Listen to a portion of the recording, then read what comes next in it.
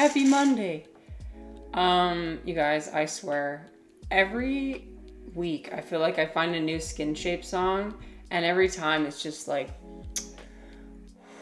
it's so good. It's so good. Words cannot express. Words cannot express how much I love Skin Shape. Anyway. Oh, and hello, Craftus. I hope you're doing well. I see that you responded to my question of the day. You said, loud crying, but not because of a sign of weakness. I don't cry because I can't change anything anymore, and crying would be useless. Oh, you avoid crying because it doesn't change anything, and crying would be useless. Ah, I see. Doesn't mean I don't cry after. So you're saying I avoid crying because of a sign of weakness. Well, yes, today's topic is about crying. Yes, something I thought about a lot this weekend. Sorry, it took me a minute to decipher that message. Who better to... You're not saying that at all? Oh, okay, sorry. I may not have understood your message. Who better to represent the emotion of crying than the iconic Blue Diamond from Steven Universe? That's who I have here in the background. This is a separate artwork by Jessica. Last name, I don't know. But anyway, amazing artist. Wow, I love it. I'm loving the colors of this too. Craftus avoids crying because I have to do something instead. I see. So you would rather do actions. You don't cry because it's a weakness. I see. Yeah, many people in society perceive it as a weakness.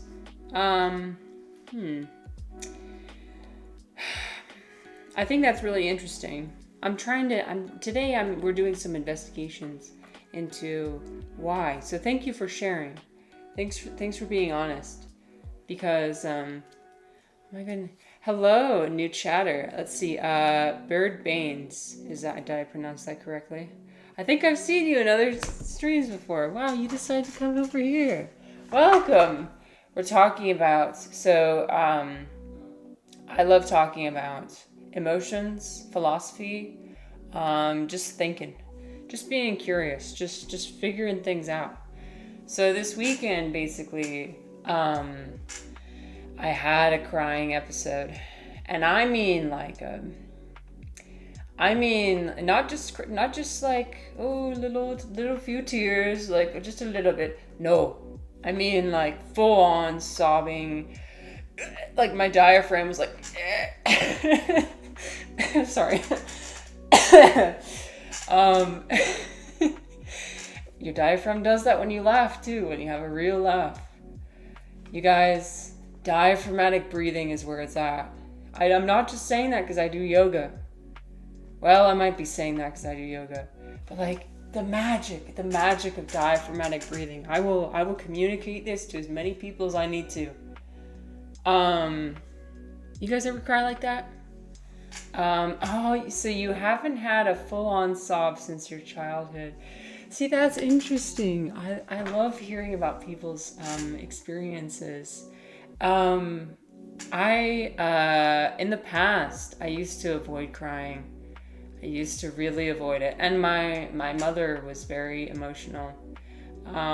She had major depressive disorder for my entire childhood, and what that is, she was also absent from my life most of my life, and so I ended up associating emotion with withdrawal and weakness, intense weakness, and so actually, like, I've lived most of my adult life suppressing my emotions. My emotions don't come out except for in inappropriate times, typically.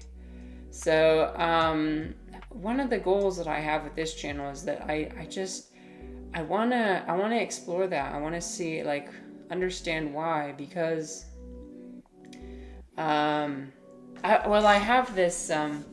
have this book, Man and His Symbols, that I started reading. So many things are coming together. They're all aligning around the topic of emotion. And I just started reading the first few pages.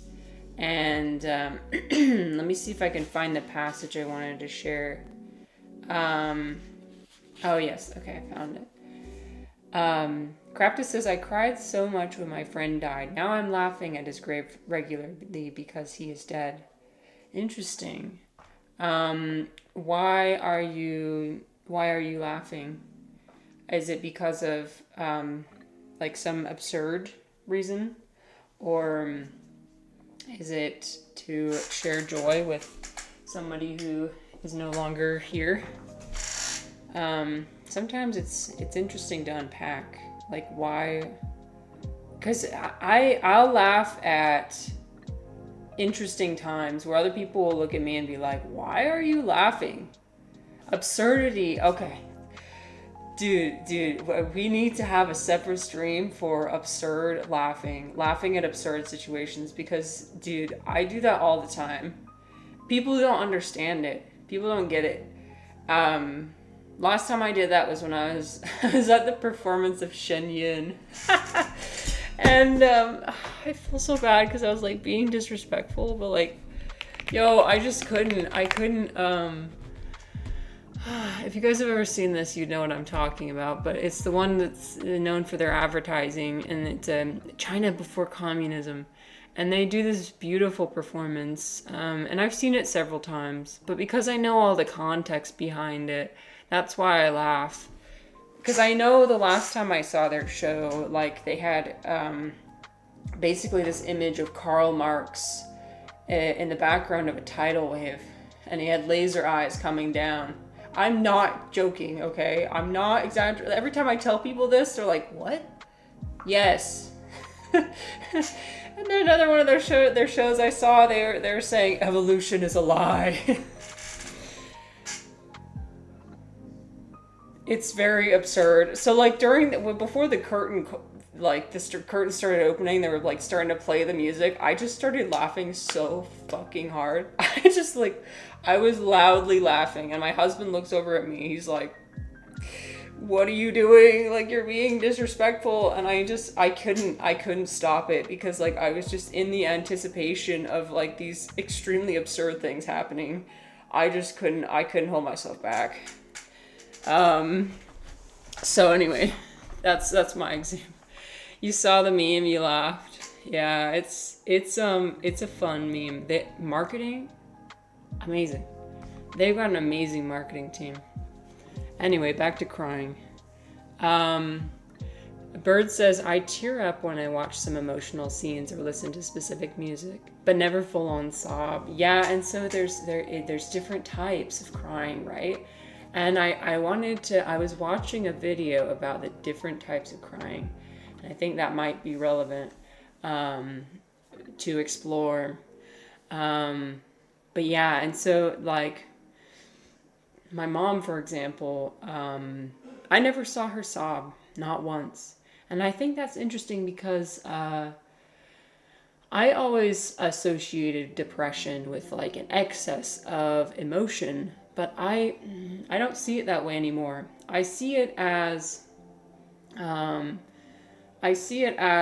a general numbness to life, and just a general just displeasure. And it's like, how do I describe it? You do cry. She did cry, but in the video I was going to look at, it's 3 different types of crying. One of them is emotional, which is unique to humans, right? And I would argue that there's 2 different types of emotional crying. There's one for other people, and there's one for yourself. I would say sobbing, okay, yes, obviously it gathers the attention of other people, but I think that just the tears, is often like, if you're not having the diaphragmatic spasms, you know what I mean?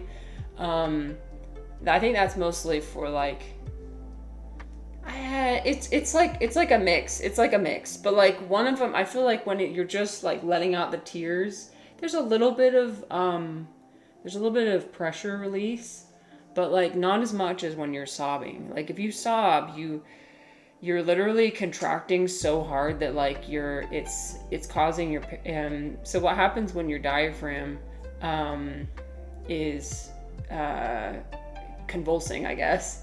Hello, Tweet. We're talking about crying. It activates the parasympathetic nervous system. I have a article for that. Let's see. Okay, here's the 3 different types: reflex tears, continuous tears, and emotional tears. So it's interesting. The emotional tears, crying releases oxytocin and endogenous opioids, also known as endorphins. So even just crying without the diaphragmatic breathing, that still releases oxytocin. But I argue that okay, I love it when I try and navigate away from the page. They're like, no, don't leave.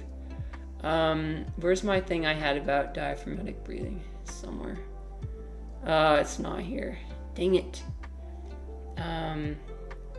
Hello, Trix. Crying is really strange if I think about it.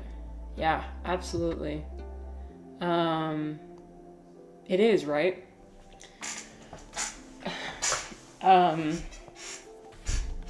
Tweet says, I might have read this already, but I'm going to read it again because it's important.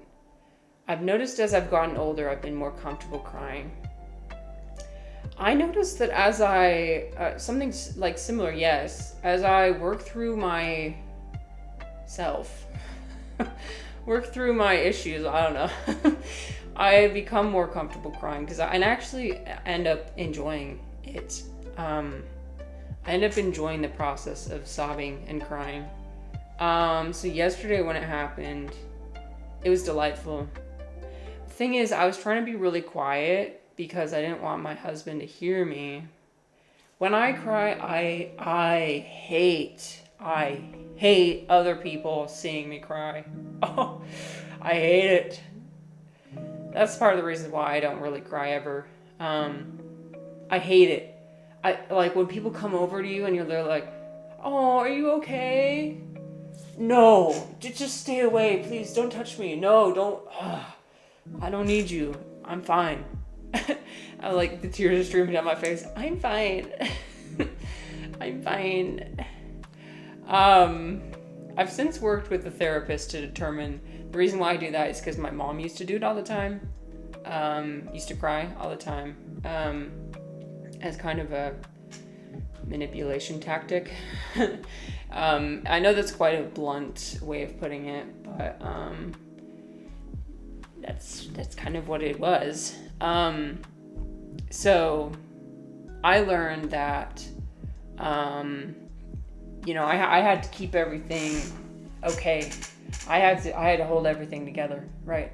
For me, for my siblings, everyone had to, I had to be the stone wall. I had to be the one who could absorb everyone else's emotions, but not show my own, because there's no space for that. When the other people around me are constantly emotional, right? There's no space for mine. And so it's interesting because now, even if I wanted to cry at certain circumstances, for example, if somebody dies, if something really sad happens, if my spouse gets into an argument with me, like nothing, no tears, absolutely none. And then like something absurd happens, or like I watch this stupid ass commercial, suddenly the tears come. It's like, hello? I sit down at a movie theater and I've since done some investigations to learn that it's because I feel safe. Nobody's watching me, therefore I can comfortably, let some stuff out. But yeah. Tweet says, I let some tears out at a drag race watch party because of the episode, and I didn't get self-conscious. I love that for you. No, listen, this is what we should be celebrating. I love that because I want to get at that stage. I want to be able to cry in front of other people and not feel bad about it. The thing is, I don't want to draw attention to myself. I wish that crying didn't always draw attention to you. I think it's because everyone collectively believes that crying is weak. Like, crying shows weakness. But I wish that everybody would just, and I'm sure, like, maybe in certain communities, like, I'm sure that you were among the LGBTQ community, and I wonder if they're different, where it's like, if you're in certain spaces that are more emotionally intelligent, maybe there's less of that, like, oh, that person's weak because they're crying, and more of a just like, oh, look, they're expressing emotion. Excellent. I want to find more of those spaces. I don't know where to look mostly, but I think I'm gonna try and look for more. Bird says, seems to be a great difference in crying as a child and crying as an adult. A child cries as attention-seeking behavior, whereas an adult prefers doing it in solace. Yes. Yeah, often, absolutely. I prefer crying alone. I don't want anybody to be around me. I don't want anybody to see it. Tweet says, I think with children crying is sometimes the only thing they know how to express themselves. Well, okay, you guys, we're bringing up so many interesting points that are actually in the video that I watched. Here, I'm gonna pull up the video. Hold on. Oh, not this one. Nope, not that one. Hold on. Where the frick is it? Oh, I didn't even open it. Okay. We're gonna have to delve into our YouTube watch history. I don't have anything to hide. I'm fine. I've got nothing to hide here. I start flinching a little bit, like, oh no. Oh no, see, there's nothing here. The hard life of a yaoi fangirl. Alright, wait, I didn't even like it? Oh crap, now we gotta go into our history. Okay, that's even worse. Okay, I'm prepared for this. Okay, I'm gonna switch away to a different screen for a second. I'm not prepared to show my entire watch history. Hold on. We're going in here. No, there's nothing here. There's nothing here. Okay, I feel comfortable showing it. Hold on. Where's mine? I feel comfortable showing this. Okay, where's mine?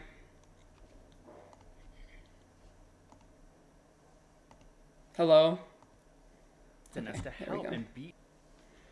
So I was watching this video of different types of crying. So here's the different types.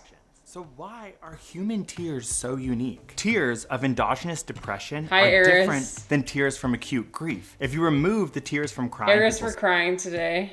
I hope you'll join us. Crying. faces, it's hard for you to tell if they're crying from sadness or laughing from pure joy. Scientists have a hard time studying tears, especially emotional ones. A lot of these studies involve humans as lab rats watching sad movies and studying their crying behavior. Or there are morbid studies, for example, the one on brain dead people, where they found they produce tears when their organs are removed and will slightly open their eyes when their nipple is twisted. For this next study, could you twist that brain dead person's nipple, please? Do not kill the messenger. I did not twist those nipples. A scientist did. Oh, they open their eyes slightly. Fascinating. Due to recent scientific insight, we know a lot. Here, so, Bird, so actually, I didn't even play the beginning of the video. Whoops, that's my bad. They said human tears are unique because we only have emotional, so, hold on. Does this show the 3 different types? Depression are different than... Nope. Okay, hold on. What? It's gonna show it, I swear. Oh yeah, he's gonna go into the, yeah.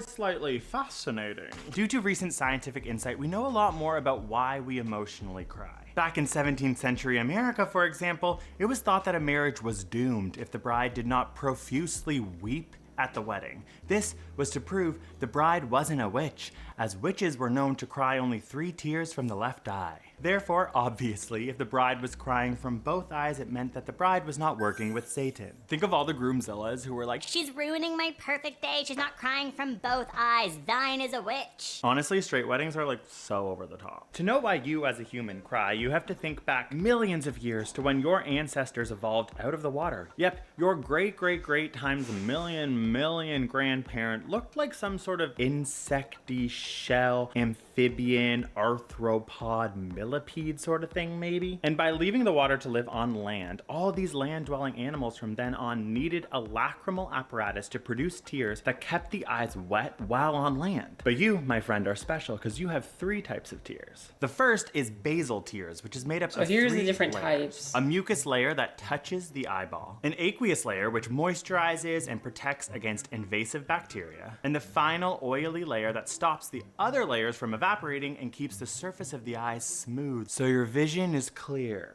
The second is reflex tears, which is unique to all land-dwelling animals. In fact, all animals, except for snakes and amphibians, have a peripheral sensory system that consists of nerve endings in the eye that, when stimulated by mechanical, thermal, chemical, or pain stimulus, release tears. It should be known that you don't have a storage of tears in your eye ready to come out when you cry. The tears are created due to a sensory in your body that triggers the response. Humans, that means me, that means you, are special. We are the only here's the animals unique with one. emotional tears, So the also known emotional as tears. psychogenic tears, which are controlled by the prefrontal cortex and the anterior portion of the limbic lobe of the brain. Some scientists think that we cry because as a child, crying was the only way that we were able to get a response from our parents. As babies, we don't have the words to express our feelings, so crying is what we do, and it works. Known as the acoustic umbilical cord, crying serves to connect the infant to the caregiver as an adaptive strategy. Developmental psychologists believe that crying enhances infant So survival. Bert says animals cry too, primates also. Here's the thing. Do we know whether it's emotional or not? Because what he was going into earlier was how elephants cry. But elephants mostly cry because of, it's like a reflexive, like an irritation to their eye. But that's a good point. I don't know.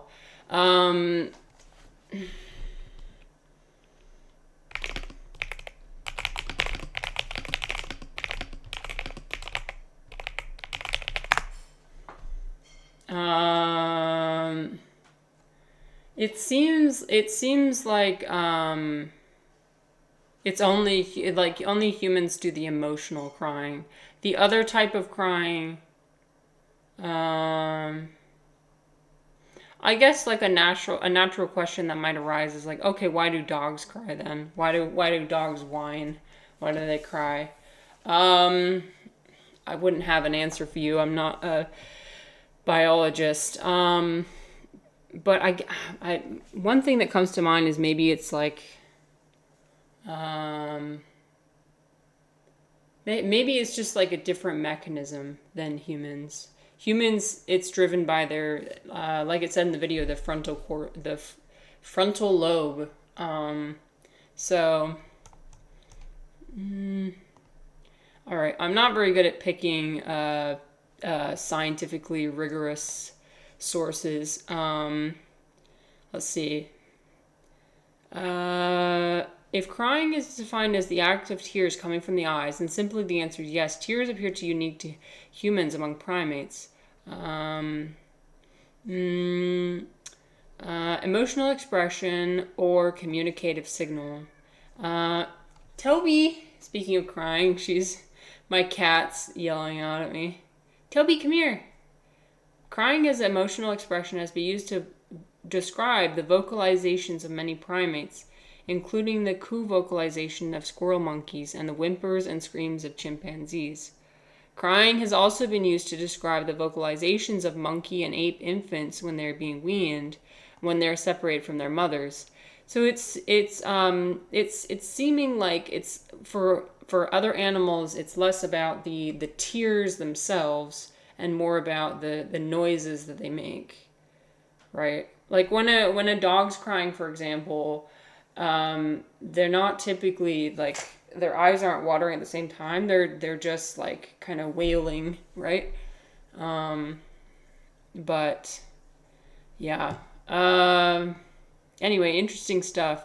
So like it goes into the video about like how we cry less over time as we grow older because as we develop language skills, we don't need as much crying to express our thoughts. What I thought was interesting is this data about Episodes women per and month. men who report crying episodes, the number of crying episodes per month. And so for the girls or women, it's 5 point something, and then for the men, it's 1.5. For the men. For the women, most of the cries had to do with a sad film or TV show. In fact, studies show that from 11 to 16 years of age, boys cry more from physical pain, whereas girls cry more for empathetic reasons, especially during movies, again, or TV shows. This led some other studies to posit that women are more empathetic to the crying of others, and found they are more likely to stop and help someone crying on the street. For both genders, there's a great decrease in crying between the ages of 10 to 17, with boys having the But I biggest mean, obviously this isn't for everybody because like the amount of crying sessions I have per month is probably one or less. One or fewer. And there's definitely a huge variation among people. Like it really just depends on your personality, I guess, and your you know, what you your childhood experience, your early childhood experiences, and whether they influenced you. But I think some things I want to address mostly in this stream are two ideas. Number one, why we avoid our emotions, why we perceive them as being weak, and number two, how sobbing can actually be beneficial for us. I mean, when I feel like I sob and I cry, it actually feels like the most alive I've ever felt. I feel the most alive I've ever felt when I'm sobbing my eyes out. It's a very unique experience. Tweet says, yes, I was at a gay bar. I think the LGBT holds more space for more strong emotions like crying. That's why I love going. Yeah. That makes sense. So Bird says, just to be clear, when you say cry, you mean with tear production too, right? Yes, that's what I mean.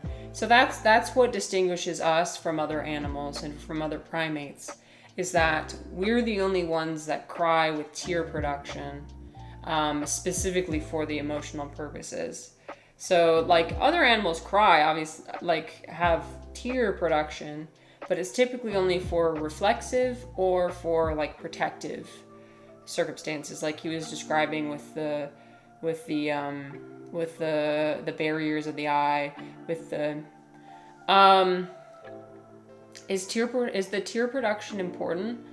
Well, here's what I'm wondering, Bird, or just the emotional release from crying tearlessly. Here's the thing. So what's interesting is that later in the video it goes into how emotional crying has a much higher protein content than regular tears. So it's like a 24% more protein in emotional tears versus like an irritant, a regular tear. And what that actually does is that actually causes the tears to run more slowly across your face, which I didn't know. That's interesting, right? And the longer the tears are on your face, obviously, the more likely somebody's going to look at your face and feel empathy for you, right? And so,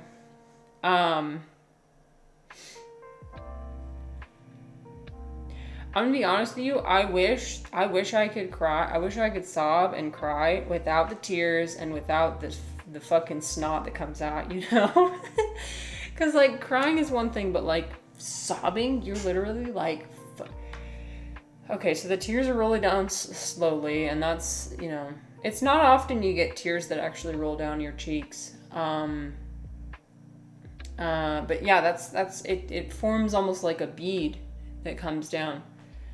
But the snot and the, you know, you're like sniffing up the snot, and it's like it's just fucking dripping out, and your face is getting all red. And I wish I could not have that, because that's the stuff that's communicating to other people that I am vulnerable.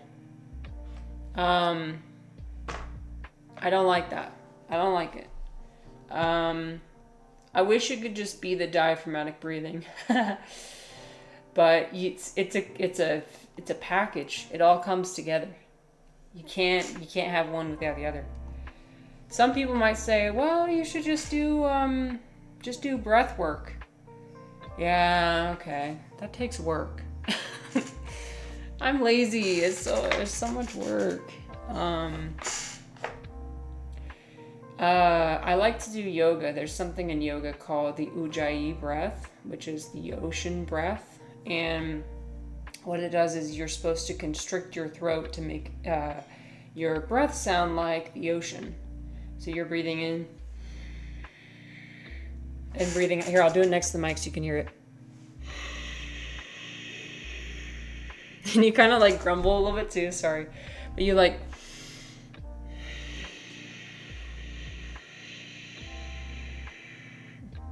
Okay, hopefully you heard that. But it's like a hissing sound. And what that does is it's similar to like what I've heard it described is it's similar to a garden hose. Like if you constrict if you hold your finger over the hose, right, the water that's coming out is going to be so much more powerful and forceful.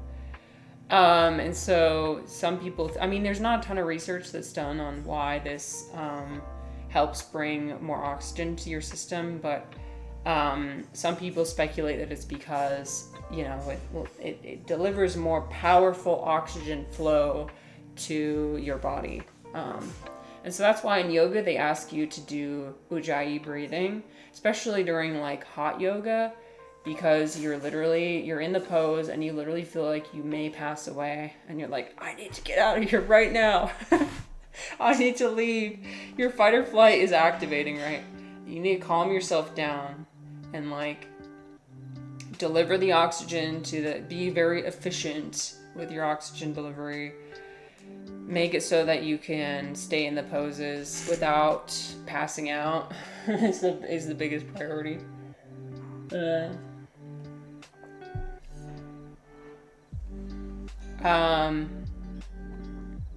Anyway, so let me read this.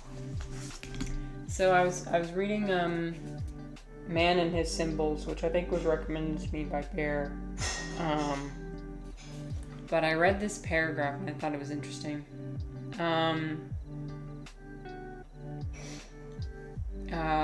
He's talking about dreams and how they are the manifestation of our subconscious. But then in this paragraph he says, thus, even in our day, the unity of consciousness is still a doubtful affair. It too can be easily disrupted. An ability to control one's emotions that may be very desirable from one point of view would be a questionable accomplishment from another, for it would deprive social intercourse of variety, color, and warmth.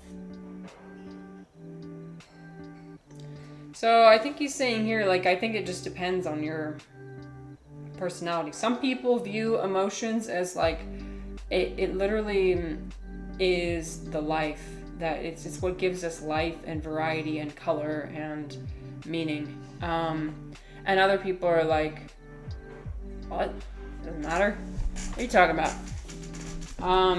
So like what I'm saying today, it doesn't necessarily, like, you don't have to necessarily relate to it. If you don't think emotions are important, that's fine. For me, I'm just noticing that when I experience really intense emotions, it's the most alive I've ever felt. And that's what I'm striving for. I don't know, man. Like, I felt numb and like a fucking zombie most of my existence. So that now that things are awakening, things are opening up. I'm opening up myself to just living and existing fully. It's absolutely delightful. I love it.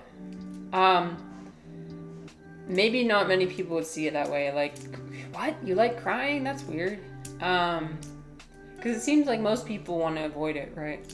It's some sort of uncomfortable or something that causes suffering or discomfort. Bert says, it begs the question whether total mastery of emotions is a good thing. If we ever achieve that, does expressing emotions even matter? If people can call upon it at will? Oh, that's interesting. Yeah, is total mastery of emotions a good thing? Well, here's the thing, Bird, is that I feel like that's what we're prioritizing these days. Society, that's what we've been prioritizing, is mastery of our emotions. That's what everybody wants to do. Like, from a young age, they try and teach you, you need to be the master of your emotions. You know, you gotta rein yourself in. You gotta control yourself.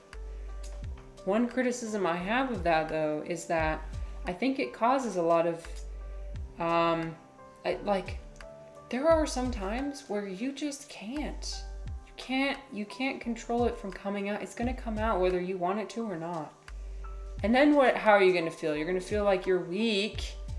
And I've seen this with countless women in my life. Endless women. Where it's like, and men too probably. But like for me personally, I tend to relate more to women, so that's why. But like I was at, I went to church on Sunday, because last Sunday. I'm not a churchgoer, but like it was a Mormon church, which was very interesting. Coming back to that, since I used to be Mormon, that's how I grew up.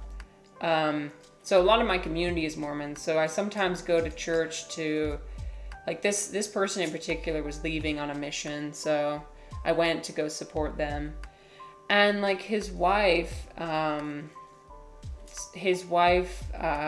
gave a presentation, and she kept crying during the presentation. And she couldn't get a lot of words out. Her voice was shaking the entire presentation. She was crying the whole presentation. She had to pause many times to allow herself to, and then do it. And this is often how reminds me a lot of my mom. But afterwards I talked to her, and she was referring to herself. She was like, I'm sorry, I'm such a bumbling mess. I'm sorry, I'm such a, well, if I could just hold myself together. And she kept referring to herself in such a negative way. And like she kept undermining herself and putting herself down for showing any emotion. It's interesting because her husband also showed emotion.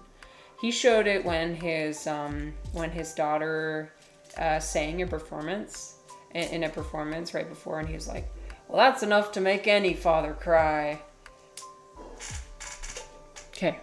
So and this, the way society responds to that is like, wow, good job, that's amazing. A man allowing himself to cry. What a emotionally intelligent and thoughtful man. He cares about his daughter. And then they look at the woman who's like apologizing and weak and like bumbling idiot, bumbling mess. And they're like, oh, she's just being a woman. And it's like, dude, I've had it. I have had it with this. This is bullshit. Everybody should be allowed. I've had it with the societal expectations, for real. Like, This is why I tweet. I think I need to spend more time in LGBTQ spaces because I would love for everybody to have the equal opportunity without any sort of like shame or judgment or like expectation or any sort of like, it's just crying. I want us to be able to look at somebody crying and be like, okay, that person is experiencing a high emotion moment. You don't have to attach any of those extra things like, wow, that person's so weak and they're a bumbling mess and they're, wow, that person's so emotionally mature and amazing. You know what I mean? Can we just not attach any of those things? Yeah, or Eris, that's me. I've had it. I'm pissed. I've had it.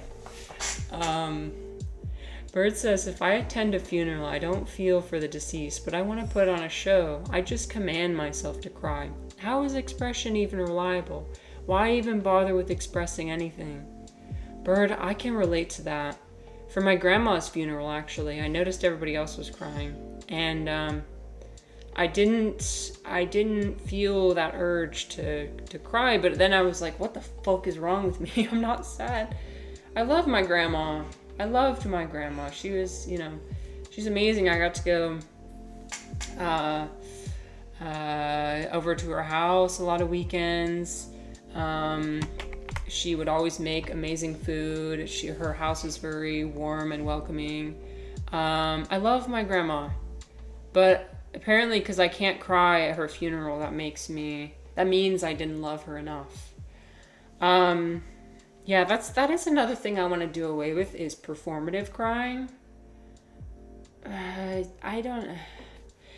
We don't need to, like,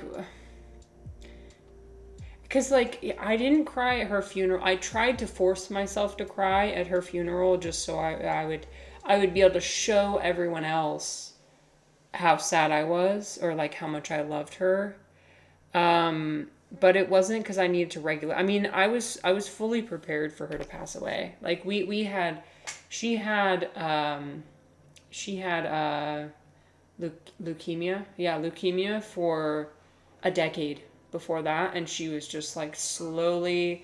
We already said goodbye to her like a week prior, or a few weeks prior. We like had one last Thanksgiving. It was just like a 10-year long goodbye. What actually did it for me was when we sang this hymn.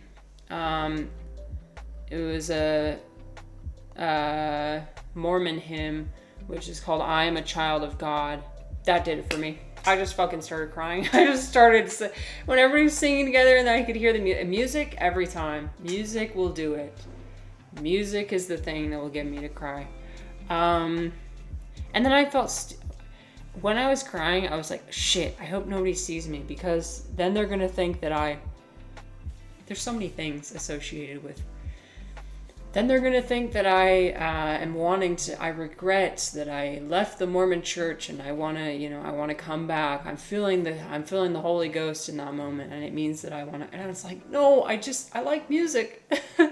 I just like music. It sounds nice. It's not because I want to be a Mormon again, okay?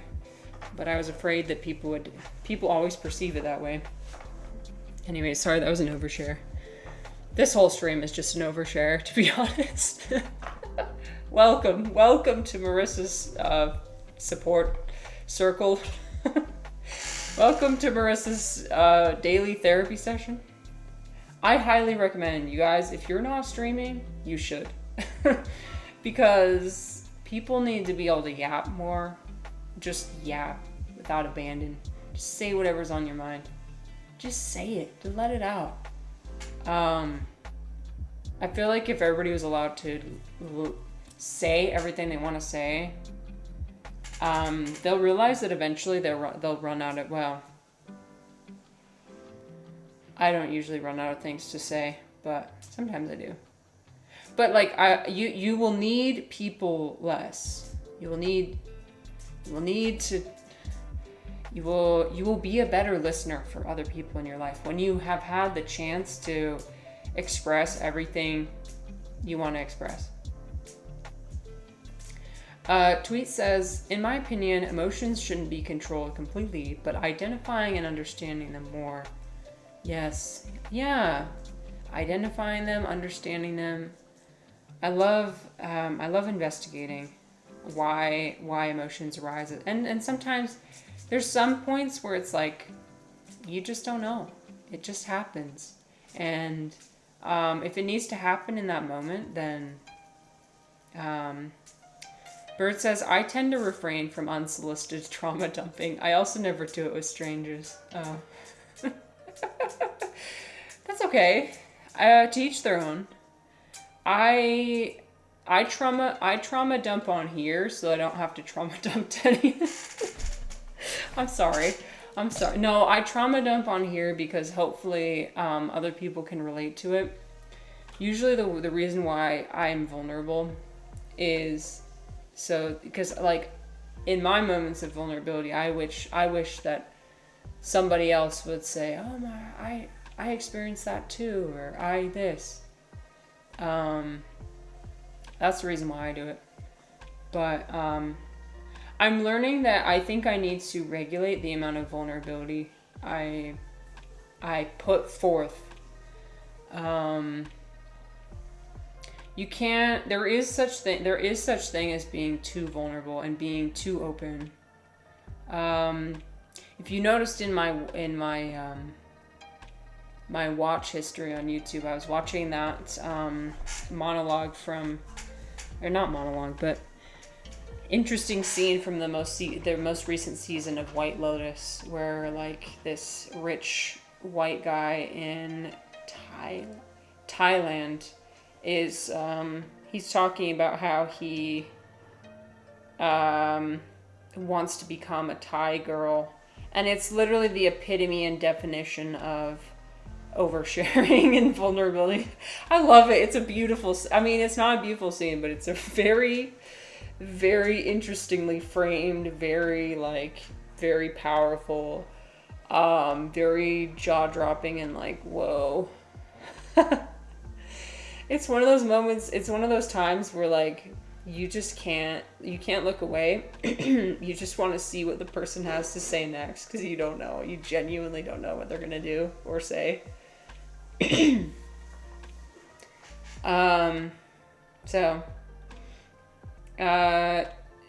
Tweet says, yes, I support going to queer spaces. This past year was the first time going to gay bars, and it's been so amazing.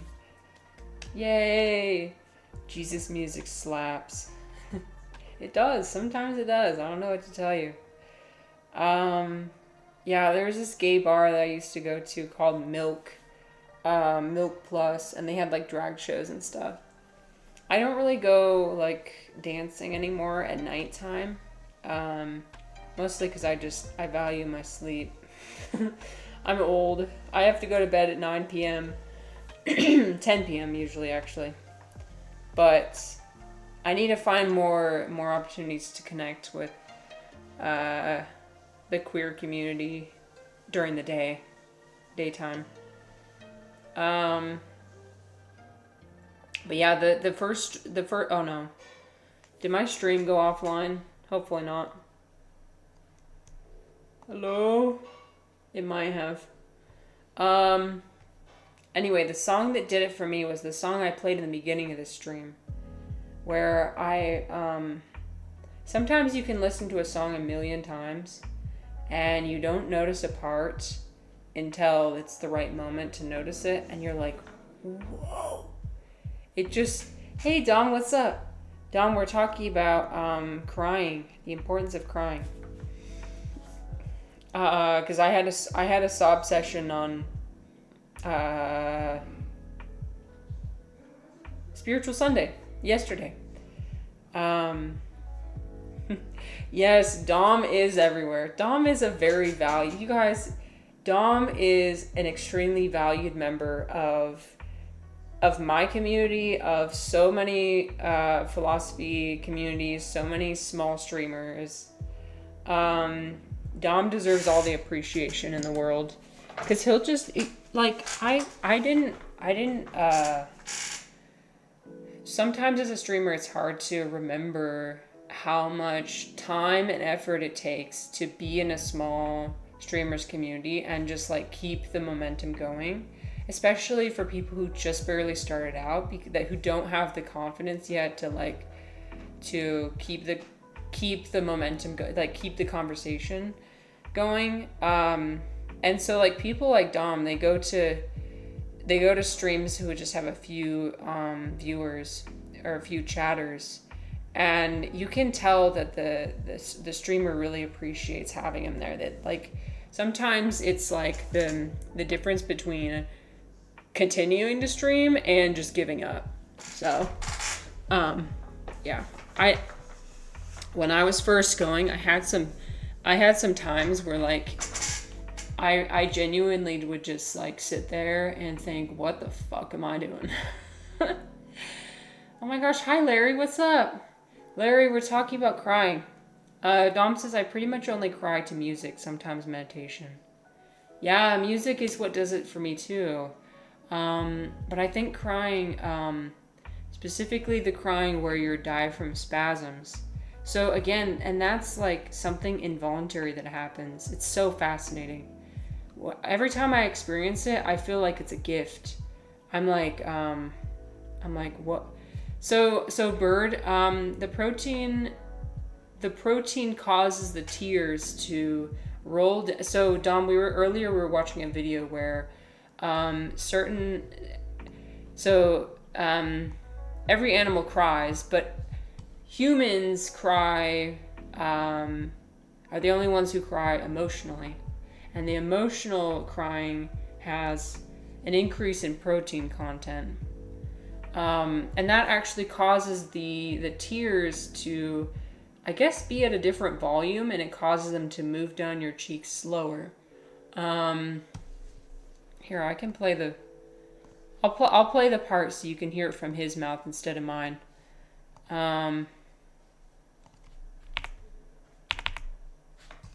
Even focus on the movie. Emotional tears are really cool. But it turns out that the chemical makeup of tears from emotion are different than the tears from irritation. A study found that the protein concentration of emotional tears was 24% greater than that of an irritant, and the higher protein tears fall more slowly on the face. Some scientists think that emotional tears evolved to have more proteins in them, causing them to fall slower and give more time for our fellow humans to react to the response and give us an emotional boost. In fact, using eye tracking, a new study found that humans focus way more on faces with tears and are more aroused by them. The visual image of a tear falling down a cheek sets off a response in us to help and be interested. This all leads to the predictions that human emotional crying is a way to get other people to look at you. The higher protein concentration of emotional tears makes them fall more slowly, so people will pay attention and look after you. There is no gender difference in crying frequency in infants, but there is a big shift when we get. So that's what many scientists hypothesize. I wonder if he cites the. So here's the research that he cites. I wonder where the specific study is. But you know I mean it makes sense, and it's super interesting. I mean, it like if you just think about it anecdotally, like if you cry in front of other people, it will definitely draw their attention, and they'll be like, "Are you okay? Are you okay?" I hate that. I'm fine. Don't look at me. Don't look at. I always want to hide my face when I'm crying. I feel like I look so ugly. But that's why I prefer crying alone, because I can let it all. So yesterday I was like, so you even start like whimpering a little bit. You're like, you know, and you're just like, your diaphragm is like fucking, it feels like being punched in the stomach, dude. It's like, that's the only way I can describe it. It's the same as laughing. I also noticed that my laugh changed since I started focusing on my diaphragm. The amount of times I've mentioned the word diaphragm. We need a diaphragm counter for this stream. You don't get it. It's so important. It's so important. This is why they do things like laughter yoga. Laughter yoga, that's what they're trying to stimulate. The parasympathetic nervous system. You need the stoic single tear. That's badass. But if it's 3 tears, then apparently I'm a witch. That's another thing the video said, that in times where people were afraid of witches, if you had a witch would cry from one eye with 3 tears. That's how you know a woman's a witch. So if you cry from both eyes, that's fine, but gotta be careful. Bird says, our faces tend to scrunch up when we go full on sob. Yes. Well, it could be so, for me, like, and maybe other people are different, but like, I've looked my whole life for something out external to myself.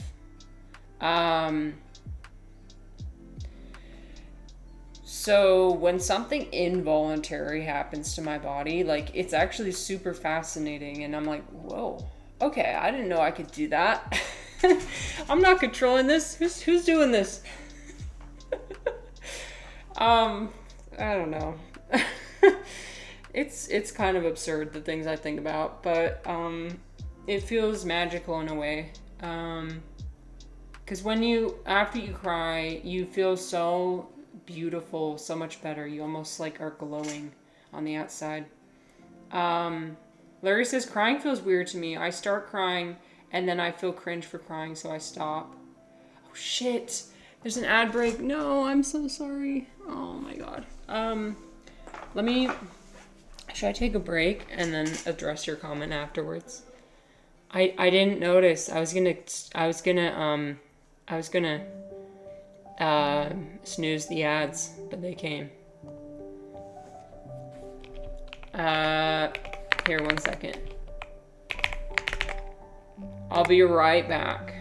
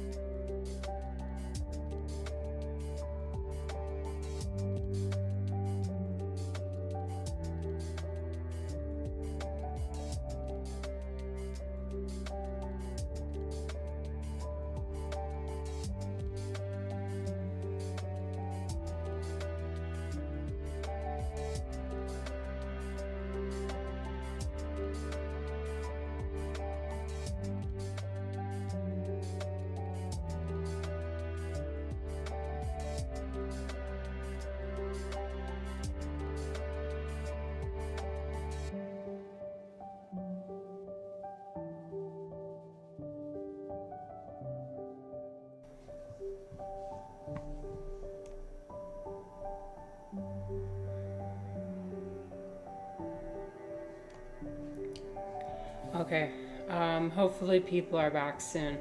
That just snuck up on me for no reason. So Bird found a book. Let's see. Oh, last time I clicked on Amazon, it doxed me, so we're not going to do that again. Let's go here. The Topography of Tears. Whoa. Oh, and that's where they find the increased protein content. Yo, that's cool. A contemplative visual study of tears that I photographed through an optical standard light microscope. I began this project in 2008 during a period of grief. In my abundant supply of tears, I became curious about the very nature of tears. What do tears actually look like? Would joy look like sorrow? A microscope provided the means to investigate my tears, and beyond that, to visually evoke the unseen realm of my emotion. That's fascinating. I love that. By the way, I'm gonna switch my music. I do not like this music. Sure, that's fine. Wow, okay, so look at this. This is so interesting. Dom says, do you get many tears of joy? Oh, speaking of tears, I got something in my eye. Hold on. Reflexive tears, do your job. Okay, I'm like trying to force all my... Come out. Come out. Okay, I'm fine. It's amazing how the littlest thing can bother you so much. Yes. And typically, typically it's when I watch a movie or listen to a song. I remember the times where I've cried out of joy has been... It's often like joy mixed with a bit of nostalgia. So for example, I hadn't gone to Disneyland in like 6 years or something. And it was during a period of my life where I think I was 21, 22, where just like nothing was going right. And I don't know, I had left home, adult life. Being an adult can be really lonely sometimes. And I used to go to Disneyland all the time as a kid. And I heard the music from the Space Mountain ride at Disneyland. And that just like, wow, that was... It filled me with so much joy because it made me feel like I was riding the ride. Like, it made me feel like I was there. So, yeah, often it's nostalgia related.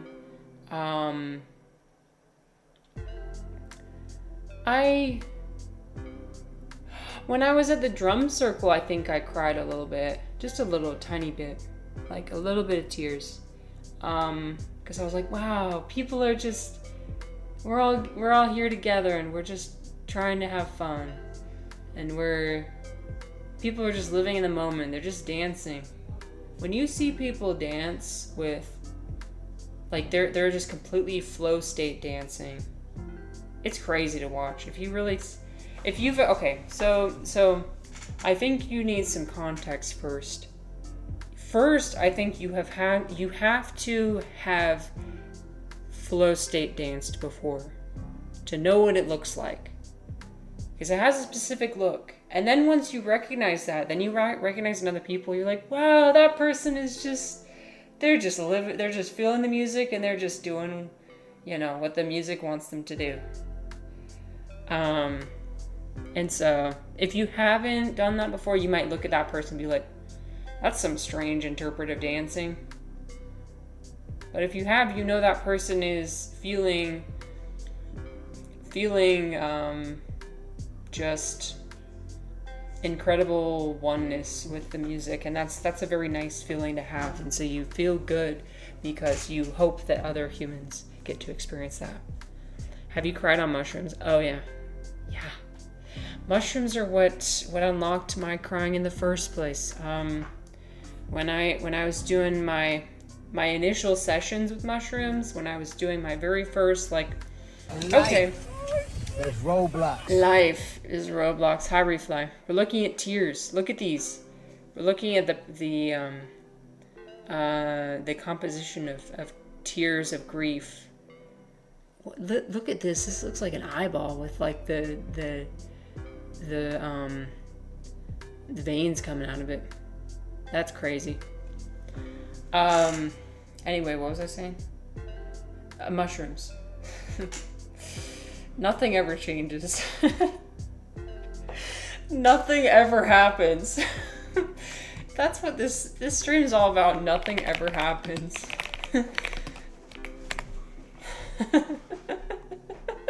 People come back to the stream and they're like, yep, nothing ever changes. But I was so like, okay, these are gonna fix my depression. And so what they did was they completely blew the depression out of me. I cried until I couldn't cry anymore. I was sobbing so much, like sobbing for, I would say, hours, which I've never done before. I had never done up until that point. And I felt like I was really experiencing the lowest, like the most grief a human could experience. But the crazy thing is that it wasn't like what I expected. I expected when sobbing that I would feel the worst I've ever felt. But in contrast, I actually felt the most alive I've ever felt. I don't know. That's what I felt. Dom says, I don't remember ever crying on LSD. Well, I've heard that like mushrooms make you a bit more like I know that they're more emotional than LSD. LSD is more about the visuals.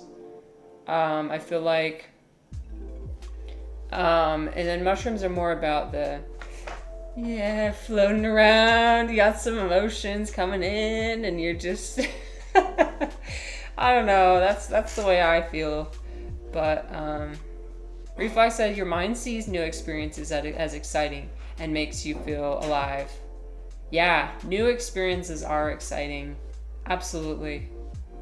Alive to me, I think you captured it perfectly. Feeling alive to me feels like novelty. Don't confuse it with positive end result. Well, here's the thing, Refly, is that sobbing does actually produce positive results. It releases, so crying releases oxytocin, as we've mentioned before. Oxytocin and endogenous opioids help ease physical and emotional pain. So they help reduce the amount of pain that you're experiencing. And then sobbing, like the diaphragm, when it moves, it stimulates the parasympathetic nervous system. And what that does is it helps calm you down. So, for example, like a couple days previously, I had been feeling really strong imposter syndrome, right? And I was suffering in that sense. And so I was able to finally sob and let that go. And that's ultimately the goal, is like letting go of things that you are just attaching yourself to, and just like this self-generated suffering. Bert says the additional protein in different types of tears could indicate the body is producing them actively, or it's a buildup that gets flushed out with tears. I wonder if emotions produces these proteins, or it's simply a flushing of existing proteins. That's an interesting question. I'm not sure if I know the answer.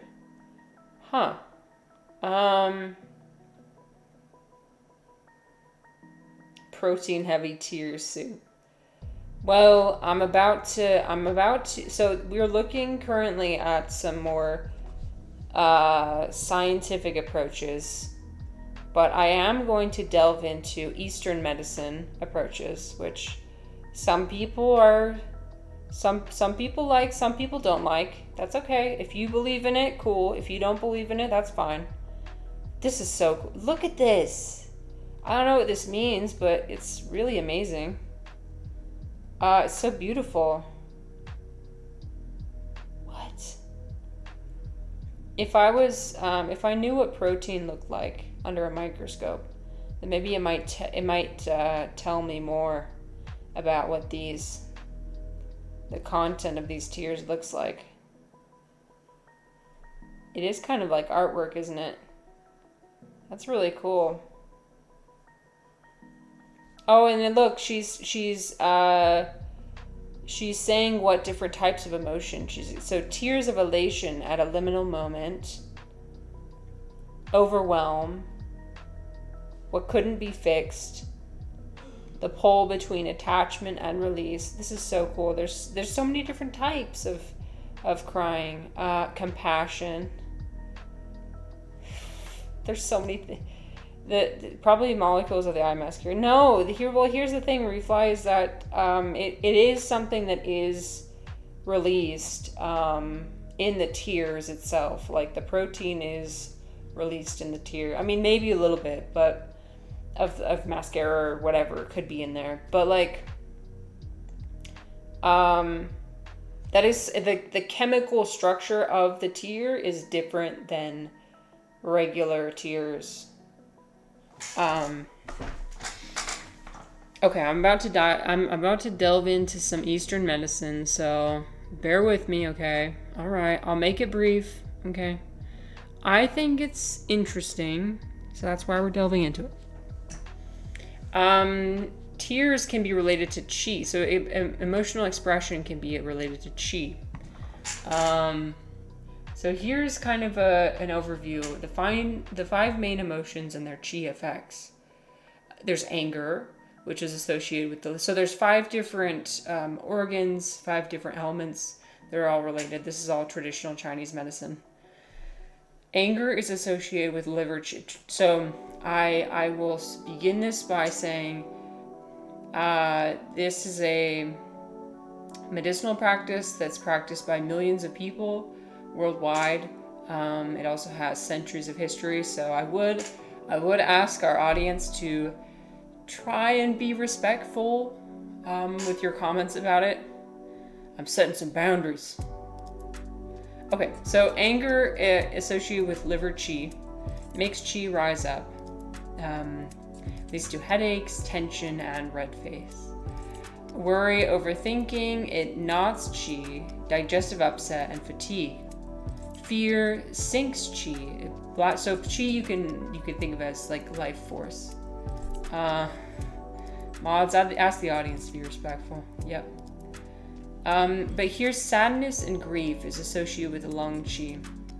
It dissolves chi. This is interesting. So shortness of breath and low energy. Let's see if I can find my other article. Imagine an experience that caused each emotion and notice the response the body has. Feel where the emotion is located and the sensations that arise. So, sorrow causes chi to disperse. If we imagine a very strong emotion, one that overwhelms our system and our experience, or one that is perpetual and does not stop, we can start to understand how the derangement of chi caused by the emotions can change the way the body functions. Traditional Chinese medicine is very specific about these mechanisms.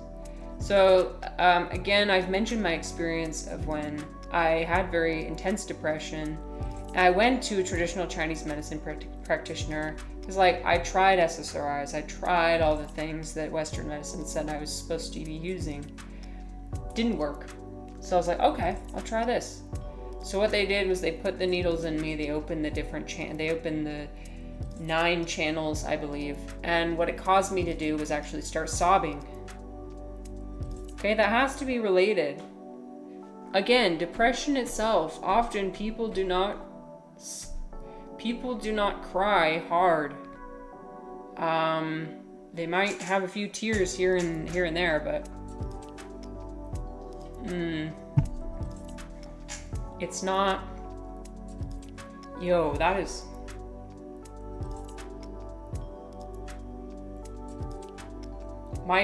My drink is cold. It's not Shrek juice this time. It's something worse. This is a chai latte, or what's left of it. It's starting to solidify. It's a little bit it's really slimy, you guys. What do I do? It has oat milk. Thank you for being here, Bert. It was so nice to meet you. Thank you so much for spending time here. It means a lot. and I hope to see you around soon. Yeah. Nice conversation.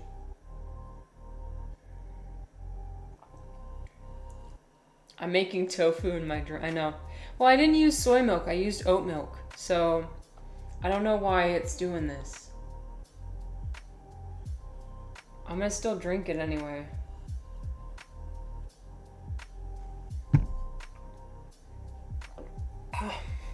When it's cold, when it starts to cool down, like, I can handle weird textures as long as it's hot. But when it's room temperature or spit temperature, I can't do it. Anything spit temperature or below. Unless it's some bird's nest, then I already know it's going to be disgusting, so I'll drink it anyway. So, excessive sorrow or grief can cause depression in the chest that transforms to heat, which disperses and wears out the lung qi, causing crying uncontrollably, heat, vexation, and agitation, pale white complexion, poor immune function, and lack of vigor. The thing is that I think if you experience one of these, like, it's all about excess, right? If you experience too much of this, that's a bad thing. But if you experience a little bit, I think sometimes your chi may need to disperse. Like these past few days, I've been having nightmares every single night. Genuine question, what effect does flatulence have on the chi of a person? It lets the chi out. It's your release of chi. Yeah. It's the release. I had my thing. Oh, I don't know if it's connected. Well, let me connect my stream elements. If I connect my OBS. There.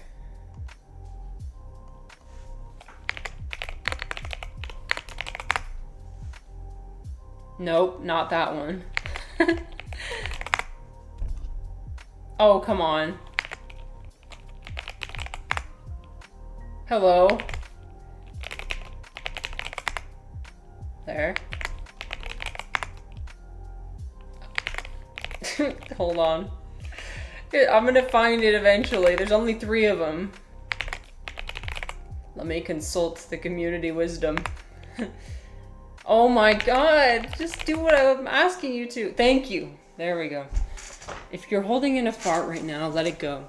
According to traditional Chinese medicine, farting moves qi out of the body as part of its natural flow. Holding it in can cause qi stagnation and even emotional tension. So, let one rip. You better do it. That's what it says.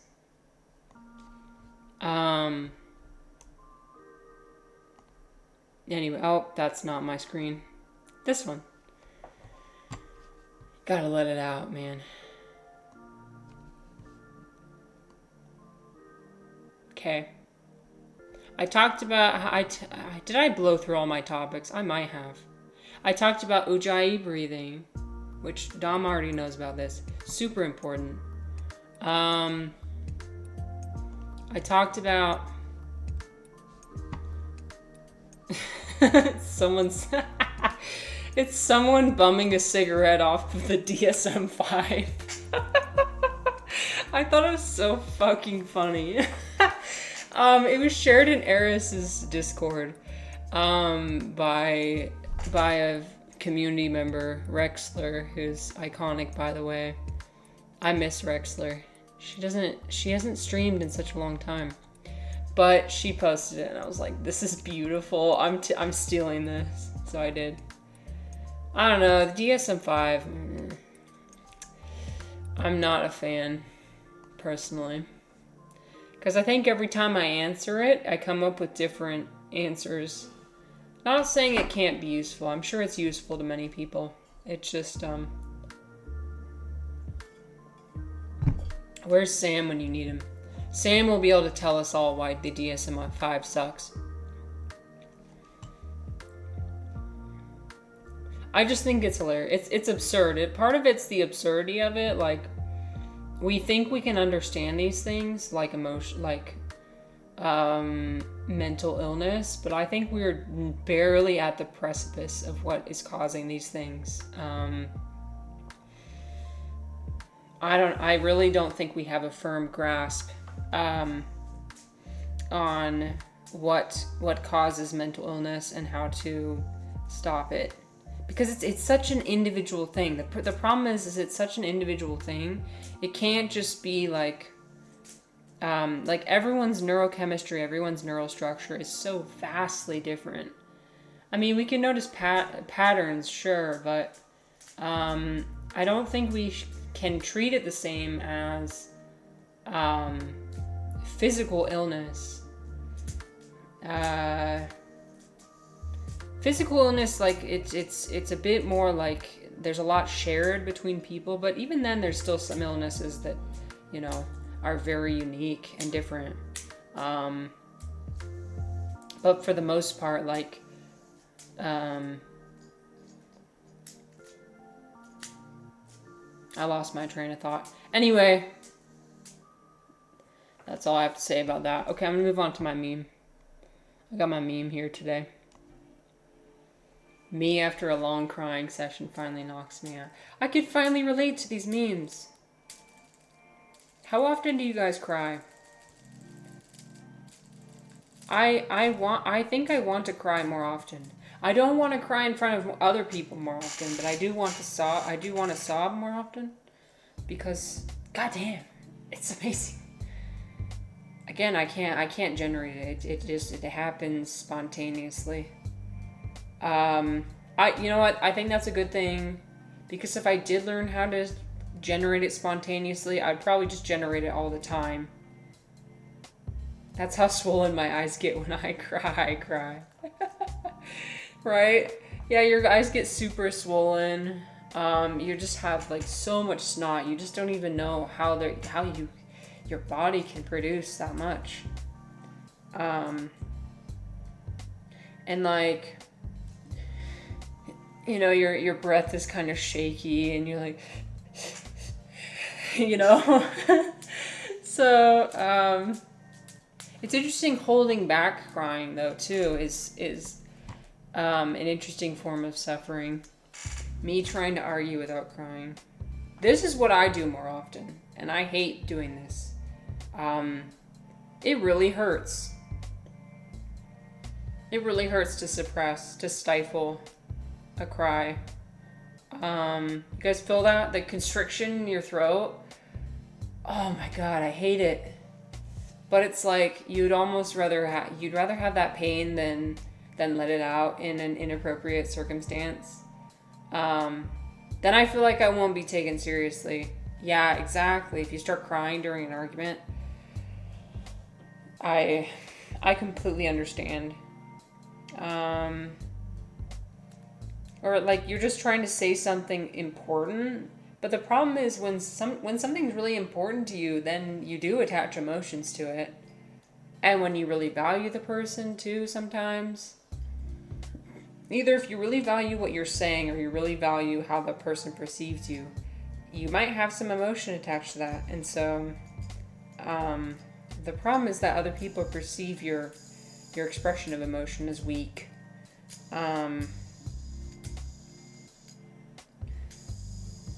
But I mean, we're not doing ourselves any favors.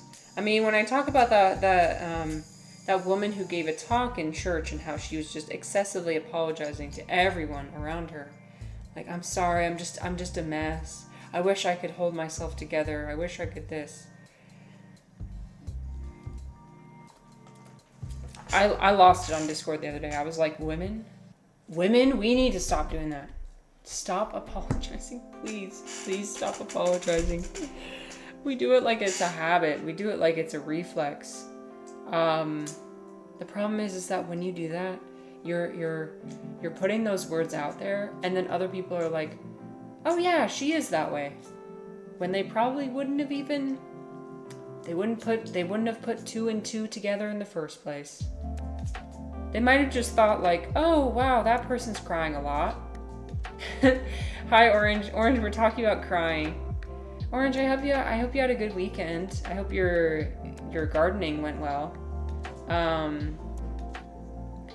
But like, people might have just thought about her like, oh wow, she cried a lot. But they probably wouldn't have said she's weak. But because she said over and over she's weak and she's bumbling and she's blah blah blah, people put two and two together and be like, oh, okay, that's the explanation. I hate it how we do that. It's a self-fulfilling prophecy. Try it. I mean, I try and, like, the next time you say something negative about yourself, see how it brings attention upon you. See how it creates an image in other people's mind about you. And it's going to be a negative one. So you're not doing yourself any favors by talking about yourself in a negative way. I'm mostly talking to myself when I'm saying that. I need to get it in my head. I need to remember.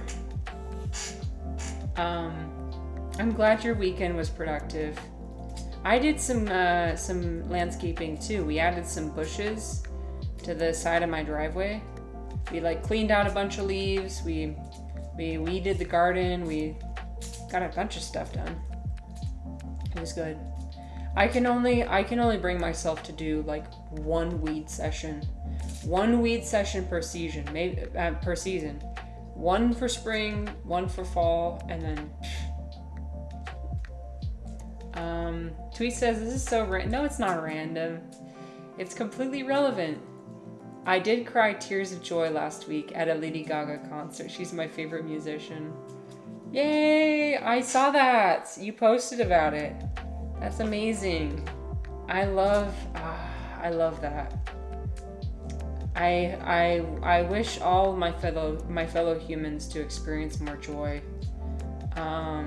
That's excellent. That would be amazing to see her in concert. I bet she has so many outfit changes, like just an insane amount of outfits. She's legendary. Orange says, "How's the chi feeling now?" Well, now that I cried, I'm feeling a lot better. Dude, it was bad. Well, obviously I ranted in my Discord, or I journaled. We'll say I journaled. I journaled about it. And like I was having nightmares every single night. I'm not exaggerating. Like I had insomnia. I couldn't sleep until like 3 a.m. every night.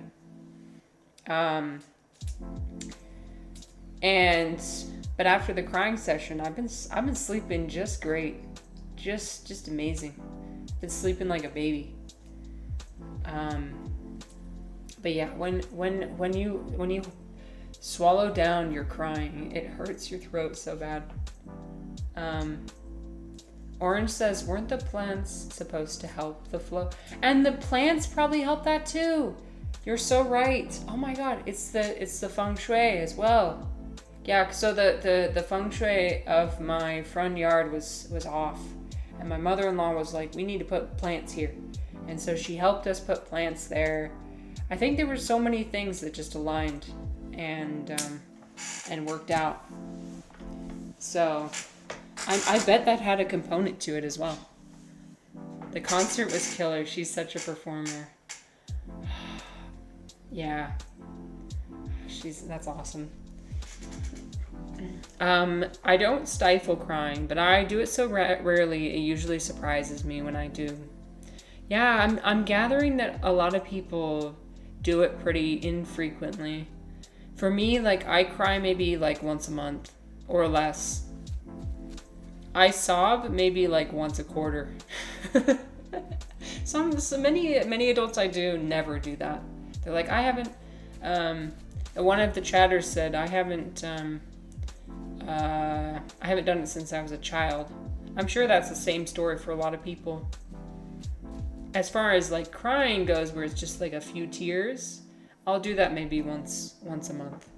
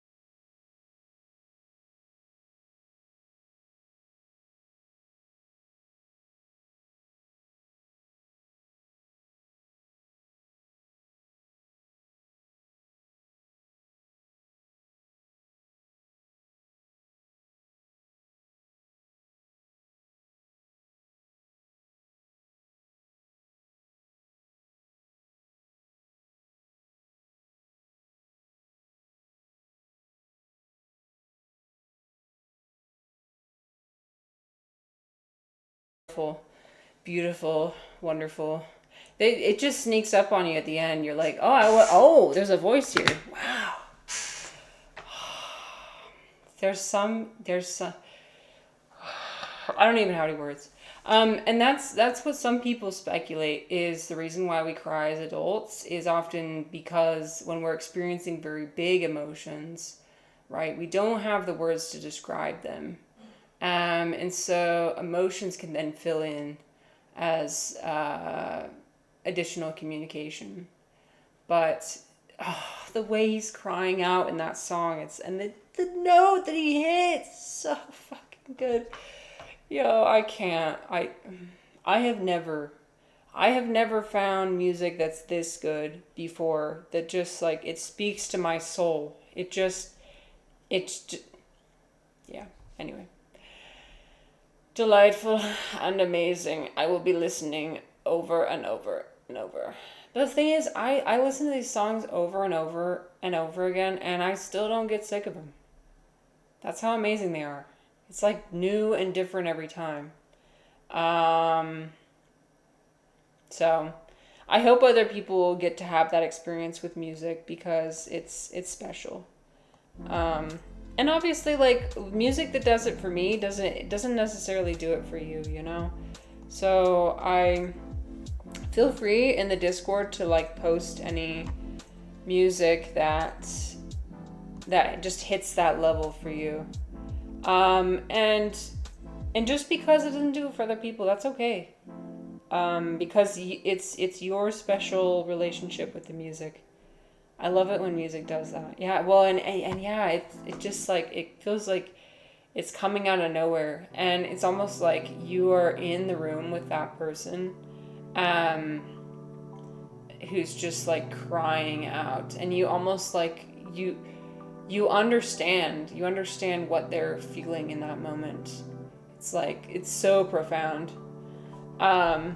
So anyway, but I don't know if I had anything else I really wanted to talk about today. Let me think.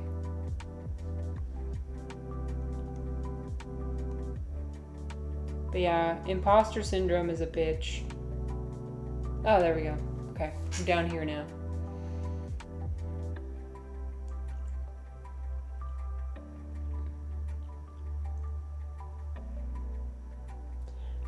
Part of it was like, on Sunday, I brought my, oh yes, thank you, enjoy your lurk.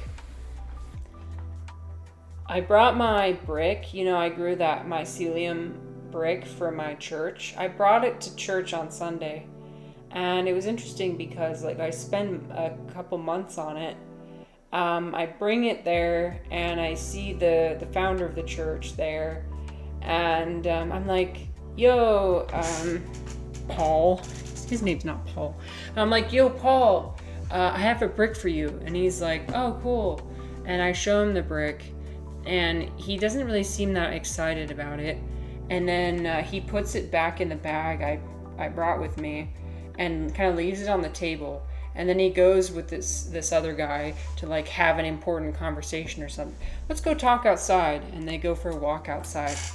And then he ends up just leaving it there and not taking it with him. So I don't know if he has the brick or not. If it was just left at that spot. I wasn't going to take it back home with me. I had no use for it. If I had spent the $100, because I had previously grown a brick, and it requires a $100 donation to the church, right? So I did that the first time, and he did take my first brick, but this second one that I grew just like from an excess of my own materials I brought, he didn't seem to care. I think he's already moved on. So I think there's going to be no temple. There's not going to be any temple out there. I think that it's all just going to be wasted. He rubs me as... You guys ever meet a person like this where it's like they're always moving on to a new project and they never really finish anything? What the fuck? Respect, I know. Well, and it's not like I needed him to admire my work or whatever, but if I had spent $100 on that to donate to him, you'd think he would at least take it with him, accept it, like, here. At least pretended that he was going to take it and go make a temple with it. This time he didn't even pretend. He genuinely was indifferent to my efforts, to my...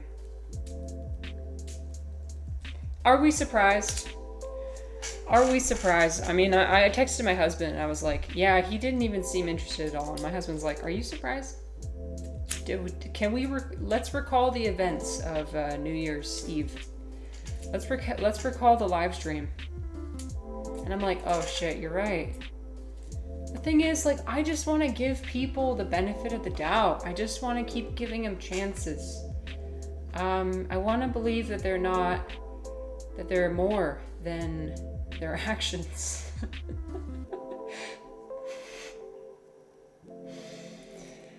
I don't know. So anyway, I'm not doing anything else for my No, I'm not doing anything for my church anymore. I thought I was gonna, like, when I get that $3,000 from the crypto that I still haven't received, by the way, the accidental crypto pump and dump. When I get that $3,000, I'm not gonna be donating it. You should start you should branch off and start the True Church. Tom, you're a genius. I need to do that. You're not the only person who said that. I should do that. But then the thing is, would I be corrupted by power and influence? I might be. Duncan says I'd join blindly. Thank you, Duncan. I don't know. I've had a few conversations with people recently about how, like, does power corrupt people?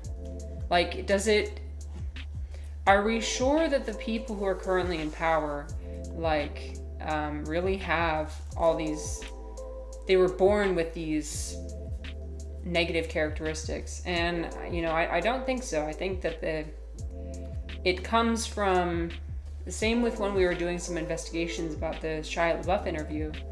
Shia LaBeouf has lived his entire life with wealth, influence, privilege, and with people around him to just take care of him. He doesn't know. I don't think he's ever really lived outside of that, and I think that does interesting things to people. So anyway, so the founder of my church, he's always like, hello, Spy, how's it going? Welcome in. Today's stream topic, we're talking about crying, but I'm actually currently talking about the founder of my mushroom church that I go to.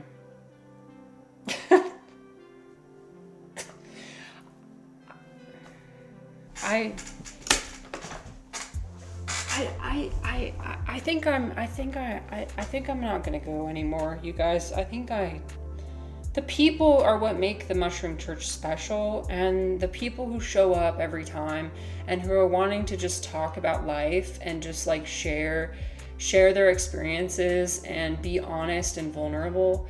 I'm seeing those people less and less. What I'm seeing more of is just, I don't know, like, I don't know how to describe it. It's just like people who want to sell me stuff, people who want to sell their Reiki, their crystal,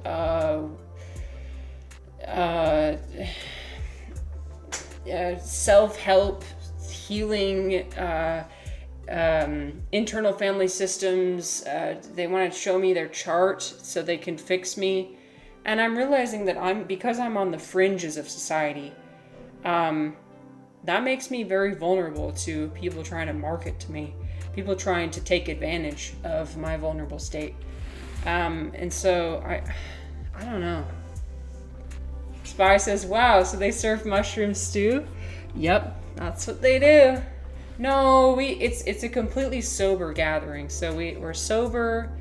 But the church itself is dedicated to psilocybin mushrooms. It's mostly built as a religious protection for people who do decide to enjoy those. Their one tenet is that nothing stands between you and the divine. So whatever your worship looks like, because the state where I live, Utah, has the Religious Freedom Protection Act, which kind of it's like a defensible pathway for using psilocybin mushrooms. But it ends up being a space where people can come and share their experiences, whether they use the medicine. Shrooms, yep, it is shrooms, yep. Yeah. But don't worry, I don't talk about that too much on my channel. I maybe mention it like once every stream. But look, I made a sculpture out of mycelium. This is not shroom. This is reishi. Oh wait, hold on.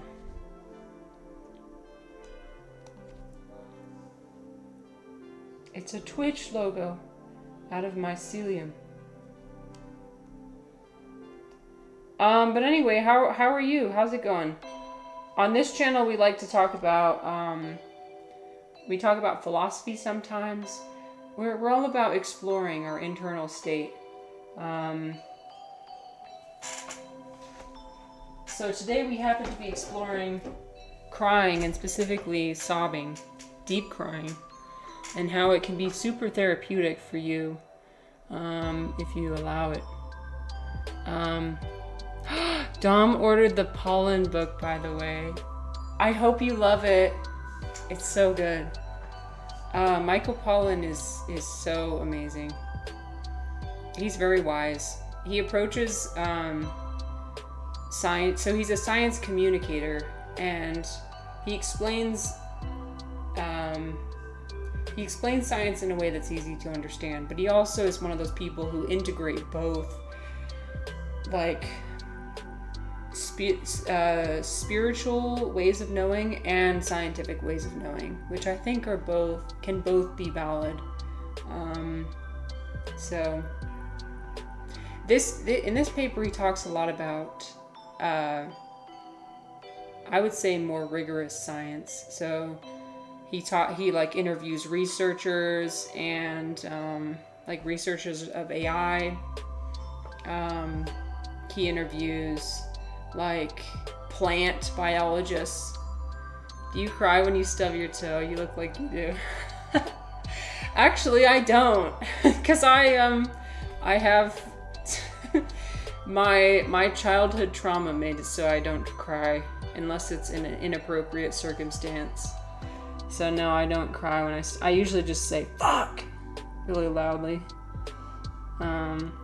because it's good at relieving pain. So I'll cry if I have to argue with somebody. Can you stub your toe real quick for the fans? No, I can't do that. It would hurt. I don't like pain. I'm afraid of pain. You've never read him before. Well, I hope it's enjoyable for you. Refly said, me playing Rainbow Six Siege with Marissa's stream in the background. Intense battle that requires focus. Marissa, let me play that music that made me cry. Sorry. Hopefully I didn't make you lose focus. That was just the song that did it for me.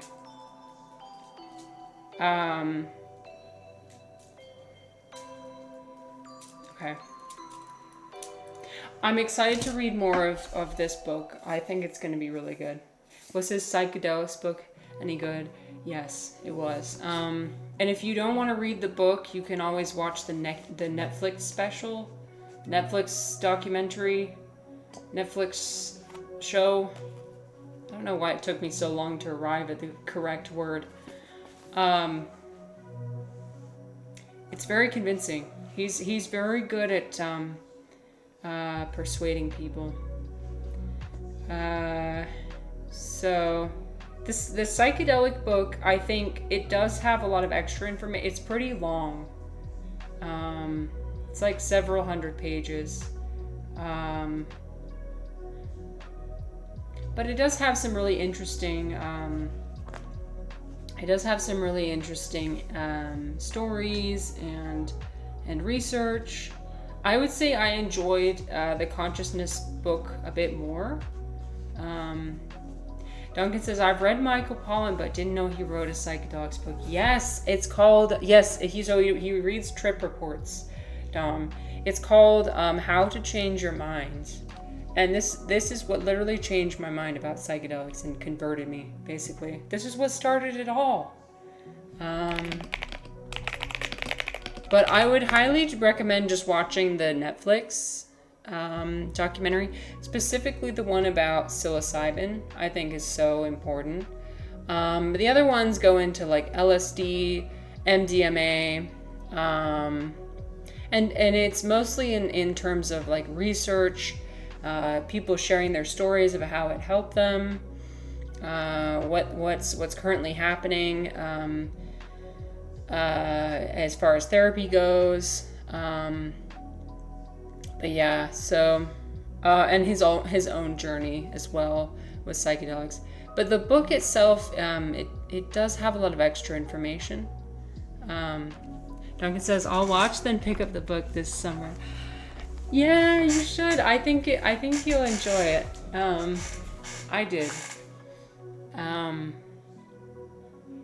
But I especially like the stories, especially the one of when he took mushrooms and then he went into his garden, and he was so vivid in his descriptions of what was happening.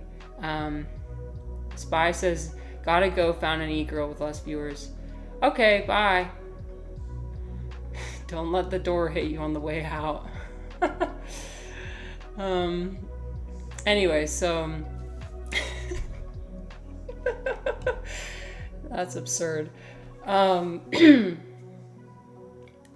Returning to the image that I shared in the very beginning. I like this character in Steven Universe because her sheer I'm back. She was AI. Welcome back. Anyway, so Steven Universe. This character, Blue Diamond, her sheer presence causes everybody around her to cry. And that's her power, is that she causes people to just become overwhelmed with emotion.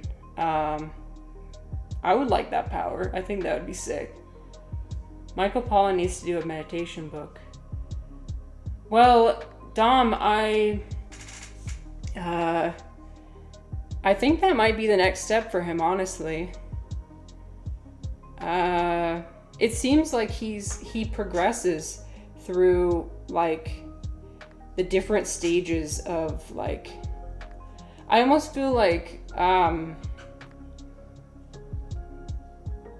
personal growth goes into different stages. Like first you learn how to eat well, and he wrote a book about eating well. And then, once you're at a place where your physical health is doing well, then you would do some explorations into mental health, and you might investigate some psychedelics. And so he wrote a book on psychedelics. And then from there, the psychedelics, yeah, they could be interesting, but you're kind of like, okay, but I want to figure out how to do this. Like, I want to learn this bigger picture idea. And so then, he talks about consciousness, learning consciousness, philosophy. So there's a lot of philosophy in the book, and what it means, what the self is, things like that. And then, I don't know, meditation might be the final frontier, which is how to generate these states of mind within yourself, just simply by either controlling your breathing or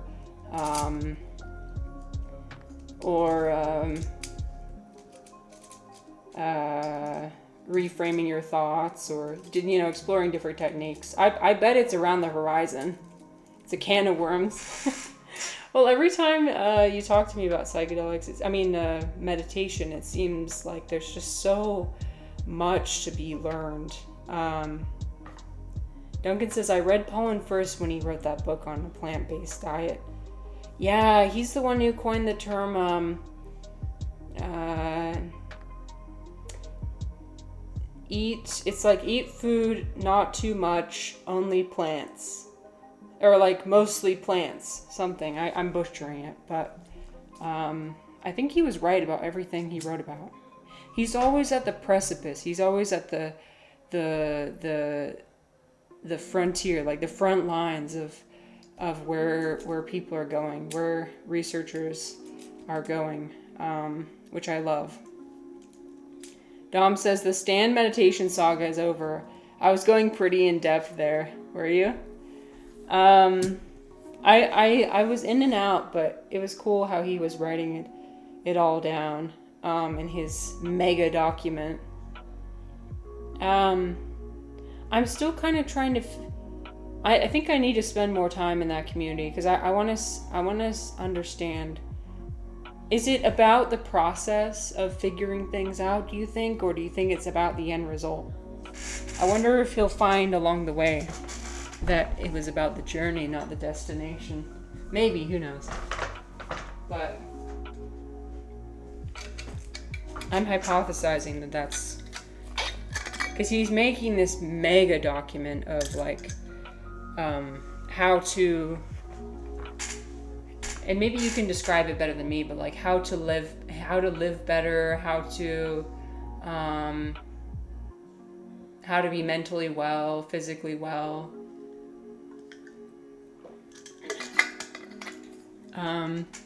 Thank you, Tweet. It was so nice to have you here. I hope you have a good day as well. Duncan says, I cry all the time. I feel like I was rejecting my feelings if I didn't answer. Thank you for answering my question. See, it's so interesting Duncan, we've had a variety of responses. So like we had somebody say that they don't cry because they feel like it makes them weak. We've had people say that they haven't cried really hard since they were a child. We've had other people say that they cry when they listen to certain music or watch certain movies. And so it's interesting. I don't think we've had many people. Well, Tweet said that she cries often in a community where it's in the LGBTQ community. It's much more supportive and emotionally intelligent to support people crying, and so she feels safe to do that there. But that's cool. If I'm to be honest with you, I would love to be at that stage where I don't reject my feelings. I wish I had more. I wish I had more feelings, because it makes me feel more alive to have them. Some people may disagree with that, but that's genuinely what I feel. Hi DCI, oh my gosh, you ended up watching it? Yeah, I know, it's so good, isn't it? It was so good. We won't spoil it, but I highly recommend. I hope you thought the science of it was on par with your expectations. I figured, I was like, yeah, this seems like they did their research for how interfacing with an alien would go. And how just the scientific process works, you know. Ryan Gosling does a great performance of like investigating. Duncan says, I'm excited to watch Project Hail Mary. Okay, so we won't, no spoilers here. Yeah, I think you'll like it. Some people have said it's the best movie in decades. I wouldn't necessarily go that far, but I think it was really definitely a great and very good movie. Duncan says, I cried during a commercial and a TV show earlier today. It just happens. My body wants to deny it, but I let it happen because I feel it's healthy for myself. Wow. Yeah, there's some people who cry like very often. And I wonder if like it's So some people are just more receptive to. I always feel like when I cry more, it's when I'm paying more attention to my life. When I'm paying more attention to the people I'm around me, to the media that I'm consuming, you know. DC, I said, I think it's up there. I liked it better than Interstellar and Arrival. Oh, even Arrival you liked it more than. Okay. The only other film I've had tears over is Mean Girls. Wait, I need you to explain. Wait, what part of Mean Girls caused you to cry? That's so interesting. Wait, I'm trying to remember the movie now. That's interesting. When she gives her speech at the end. Oh shoot, I'm gonna have to watch it again. I cried when there was that little Disney short, Bow. Oh my god, it's so cute. My husband cried harder than me for sure. But it definitely reminded me a lot of my husband and his mom. When I think about my husband and his mom, the relationship he has with his mom, it's a very close relationship. So this little short is so sweet. But my husband cries a lot more than me, actually. He's much more emotional than me. Mean Girls is an epic film. Oh, I don't disagree with you. I thought it was a good movie. I just don't remember it. Probably doesn't mean I was paying attention enough then. I'll watch it again.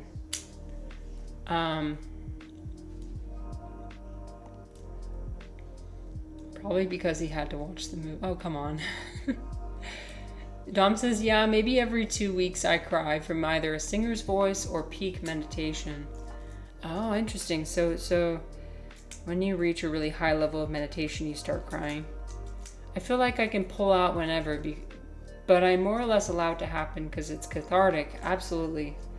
Also, sometimes random suffering online gets me. Yeah, there's a lot of suffering to be had. You don't need to look very far to find people in this world suffering. Yeah.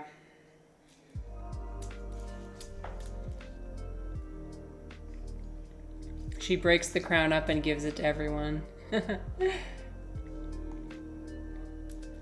Spy said, I also boo-hooed yesterday after the sudden realization that I'll be alone all my life. Actually, I can understand that. Well, as much as one person can understand another. I'm sorry that that's what you felt.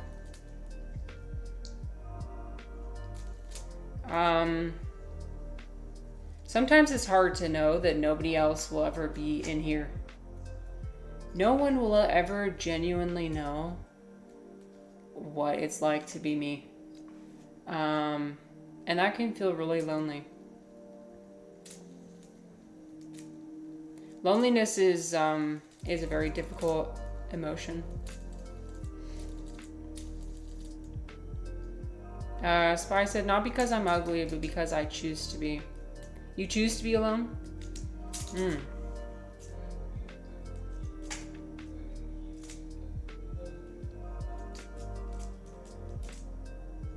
Can I ask why? The reason why I cried yesterday, I mean, yes, the music had one component to it, but another component was that I had this wave of like all these memories coming back, and the biggest line, if it could be summarized in one phrase, was that no one cares. No one cares. No one cares. You're not special. You're not special. You want to be special, but like you're not special. I'm sorry to break it to you. You are not special. You will never be special. I was having such severe imposter syndrome about Twitch. I saw a stream where there was a chatter that had previously been in my coming to my stream very frequently, and they just stopped coming randomly. And that's just what happens on Twitch. But I saw them in a different community. I thought they had fallen off the face of the earth, or they died or something. That's not what happens. People just move on. But I saw them in another community, and I was like having this huge moment of like, wow, I suck, and these people are cool, and I'm not cool. And I was like rethinking everything I've ever done. And then the thing with the founder of my church, I gave him the brick that I made for him, and he didn't fucking care. You know. Oh my god, hi QB. QB, we're talking about crying. Thanks. Yeah, DCI, I made a brick, another mycelium brick, gave it to him, and he didn't even take it. He left it on the table. He was like so indifferent to it. He didn't give a fuck about that. I could have spent $100. Yeah, $100 on that. Right. That's the thing. Like, Spy says relationships have become a form of self-harm in today's world. What makes you say that? Duncan says, I like Friends.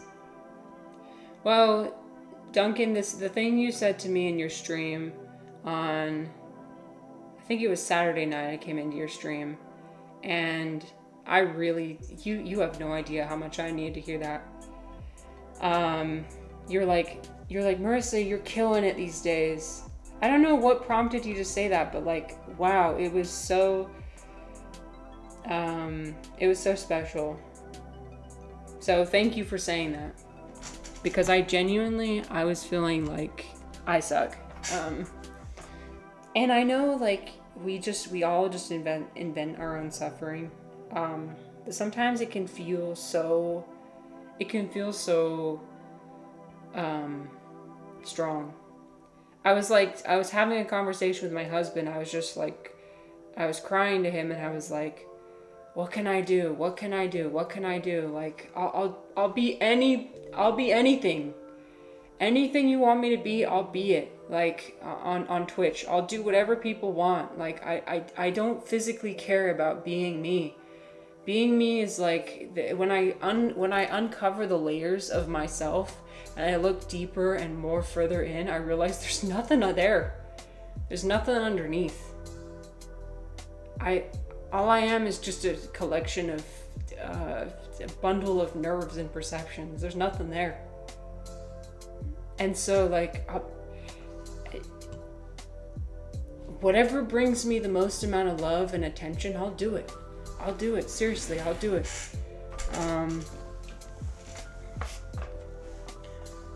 QB says, to answer the question of the day, it's weird for me. Sometimes I should be crying, and I have no idea why I'm not. And sometimes I cry over silly things, like an anime episode or random intrusive thoughts. My crying has no rhyme or reason. You're among friends here. Yeah. It can just be random. Yeah. Earlier I was sharing a story about how I was at my grandma's funeral. I didn't cry. I thought I should be crying, obviously, because that shows that I loved her, right? But I couldn't generate the tears. But then we sing a random song, and it's like suddenly the tears start flowing. It's like, oh, okay, all right. Now of all times, cool. It sneaks up on you when you least expect it. Spy says 8. 8 is a powerful number. I like the number 8. I was at Chinatown yesterday, and I was looking at a lot of the license plates of people. I kid you not, the amount of 8s that I saw. There was one person who had a license plate and it was like Hui 88888888. I was like, yep, we're in Chinatown right now. Refly said, just remember, it's technically impossible to blow and suck at the same time. What?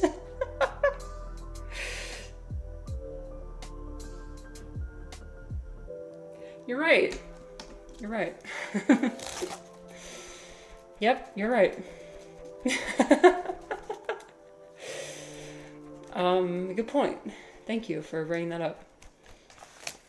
Duncan said, I feel like we can't see ourselves the way others see us, so I try to tell the people that are putting good energy out there to keep going. Thank you. That's very inspiring to me. I want to keep doing the same. Yeah, I need to tell more people around me how much I appreciate them. I don't do that enough. So, but you guys better be watching out. Be looking out in your inboxes. You might be receiving. Just kidding. But yeah, I'm working on it. I'm gonna try and be better at telling people how much I value them. QB said, I had the same thing happen with my grandma's funeral too. I randomly cried about it like 3 weeks later while I was eating dinner. Yeah, relatable. Appreciation newsletter in spam. What? No, that was heartfelt, Refly. How could you throw away? I was communicating my heart and soul.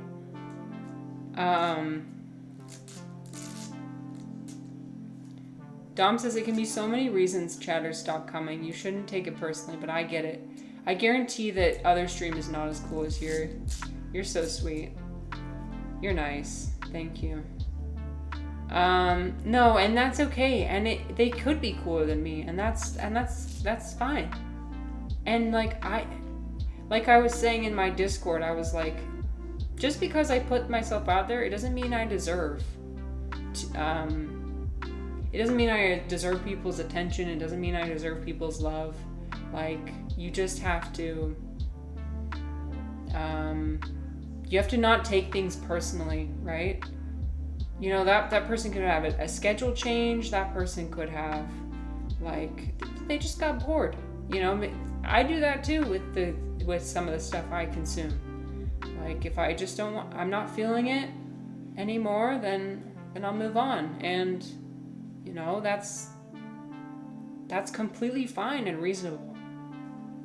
Nothing, I mean, if you remember the 4 agreements, like, nothing is personal. Most things aren't personal. Oh, I'm sorry, there's gonna be ads. I snoozed them for as long as I could. Welcome back, DCI. Spider said, we humans are wired to notice physical characteristics in others and feel momentary arousal even if we are committed, which means that mutually exclusive physical attraction isn't possible between two people. People will notice other hot people and go, wow, even if they are in a relationship, which means the concept of monogamy is flawed. Marissa sounds wildly different than Jung Hae-yoon. It's pretty cool though. Yeah, so Hae-yoon is sea cloud. So because Marissa, Maris, is of the sea, I had to come up with a name that was like related but not the same, because people can't pronounce Marissa in Chinese. And every time I told people my name, they were like, they would instantly forget it, right? Because it's not familiar. So like, I asked my friend, I was like, what's a name that has high ocean and something else in it? And so they gave a bunch of different examples. And then I ended up choosing Hae-yoon, which is sea cloud, ocean cloud. And it just sounds nice. Okay, the characteristics I considered was it sounds nice, it's easy to write, it looks nice, right? Spider, I do want to address your comment, but I want to address it when you don't have ads. So, will you let me know when you're out of ads? They're probably in ads right now. That's why I'm not addressing it right away. Because I feel like it would be mean if I just addressed it and they weren't here to hear any of it. I'm going to continue reading this book. I'm going to take it piece by piece, slowly, because it's a lot. It's very, the picture in the bottom left really looks like it's me with a cigarette. I know, but I don't smoke, though. I've never smoked a cigarette in my life. I have smoked weed, but... Oop. Nice try. Third time's the charm. But I like the metaphorical. It's the metaphorical bumming a cigarette off the DSM-5 that I enjoy. Metaphorically, burning it and like smoking it, I think is so funny to me. It's just hilarious. But yeah, so I'm excited. I'm excited to dive into this, but I want to give it the attention that it deserves. I really have to focus when I'm reading a book like this because if my eyes start to glaze over, then obviously I'm not digesting the material. But yeah, I went to the bookstore and bought it. Okay. Hopefully everybody's back from ads now. Welcome back from ads. Okay. Welcome back, DCI. So, Spider, I mean, the grass is always going to be greener somewhere else, right?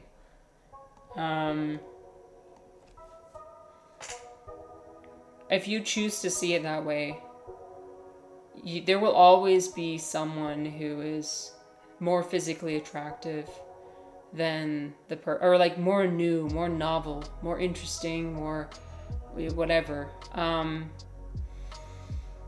And I think what helped me, like, because I am in a monogamous relationship. I'm married. What helped me was, like, just asking myself, like, what do I want from my relationship? And the thing I want from my relationship is stability. A lot of it is, like, mutual stubbornness, mutual dedication to this abstract idea of, like, we will dedicate our entire lives to each other and be together and have this family. And, you know, and it's worked so far, but I can't guarantee it's gonna work for anybody else. The American dream. I think that,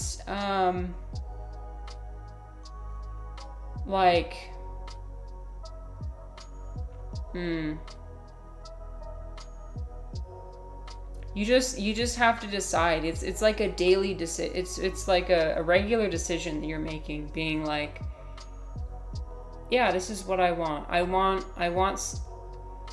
somebody I can consistently have in my life for a really long time. And you do have to make sacrifices for that, right? Like, you have to decide what's important. Like, is having financial stability important to you? Is having good sex important to you? Is having,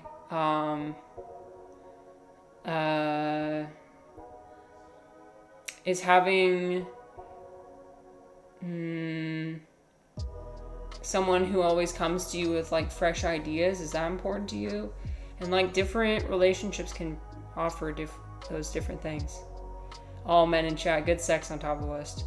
Well, I hate to break it to you, marriage is not the type of relationship that would be the priority. I don't know, that's just my 2 cents. If you decide to get married, I think that is one of the biggest areas you will have to compromise.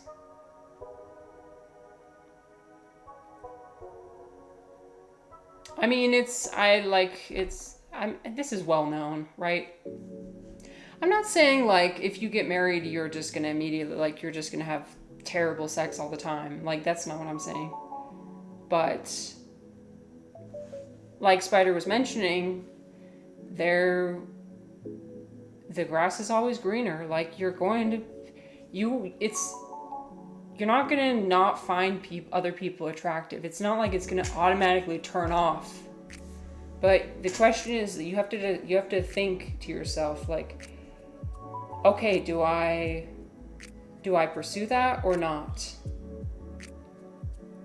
The saying is the grass isn't always greener. What? Is that a Berenstain Bears effect? What's that called? The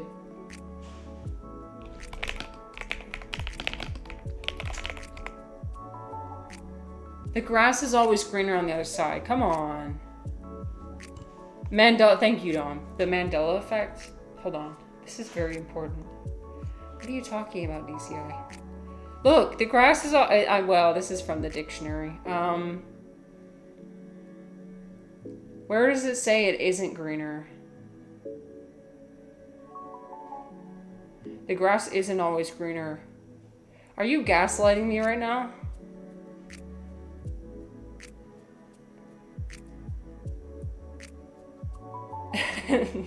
Sorry, I'm just joking. Wait, where did you see that?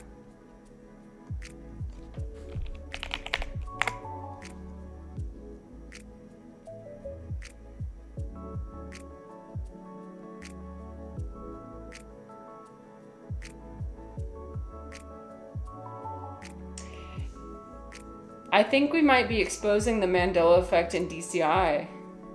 DCI, I fear that you may have Mandela effect. Hold on. Wait, this one is saying isn't. Wait, this is crazy. The phrase originally came from an American song written in 1924 called "The grass is always greener in the other fellow's yard." Look, see, the grass is always greener in the other fellow's yard. The little row we have to hoe. Boy, that's hard. That's interesting you bring that up, though. Duncan says, the grass is greener means it appears greener looking from your side. DCI said, but it always means the grass isn't always greener on the other side, nonetheless.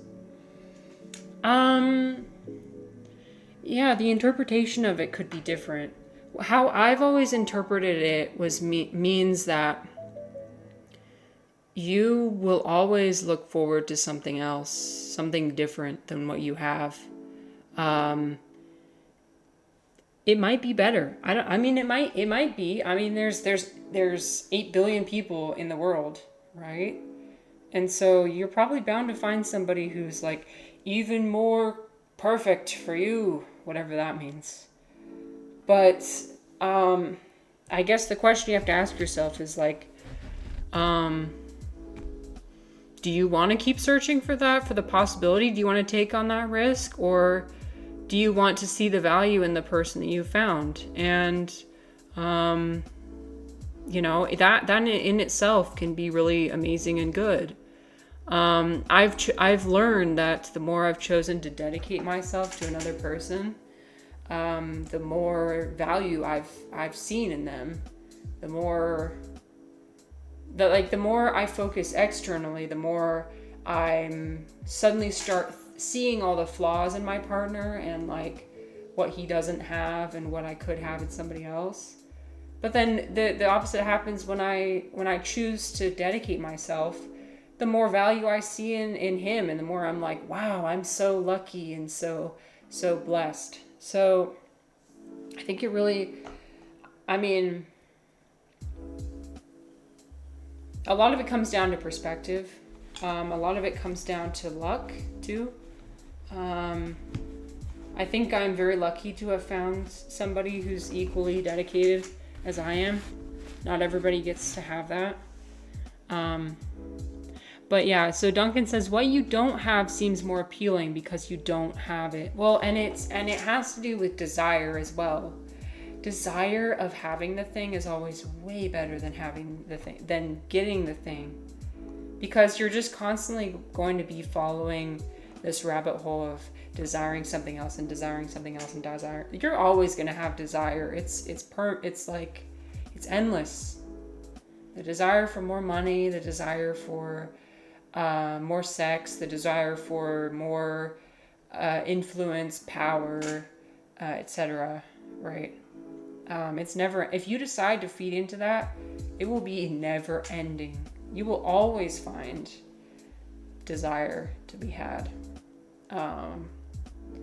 Dom says it's so similar to Buddha's analogy that desire is like adding colored dye to water. Yes, I think you mentioned that. We didn't explore it last time.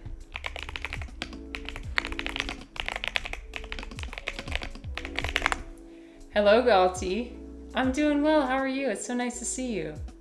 We're talking about well, the theme of that's not it. The theme of today's stream is crying, but right now we're talking about desire. All right, I'm not finding it, but yeah, I've got my green screen up. I've got my virtual green screen. My face keeps disappearing into the background. I've got my aura, my glow that's happening around. You see, there's nothing behind me. It's just like, one day I'll have a real green screen.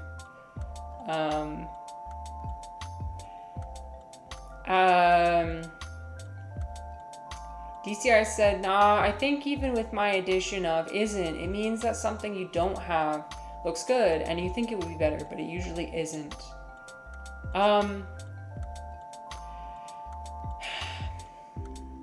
Yeah, I think it often isn't.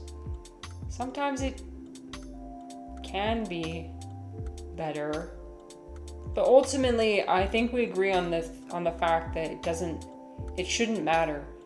You need to decide that it doesn't matter, regardless. Like, regardless of whether you will find somebody more attractive or more rich or more intelligent or more characteristic after characteristic. Like,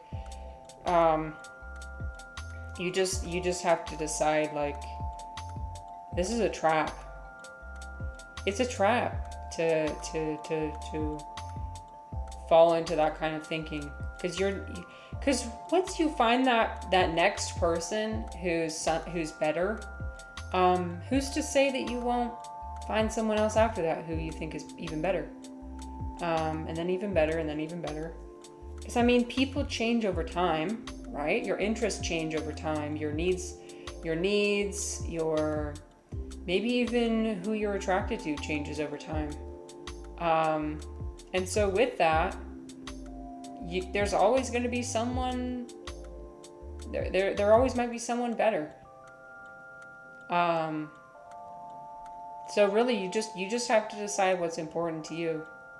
So what's important to me is having a dedicated lifelong relationship. Kind of something where, like, you've experienced your whole life together, and so you have built all this context together. You've seen them change and grow over time, and you can look back and remember together each of your lives. I think it's really special, but not everybody wants that, and that's okay. If you don't want that, that's fine. It really just depends on what you prioritize, what you want.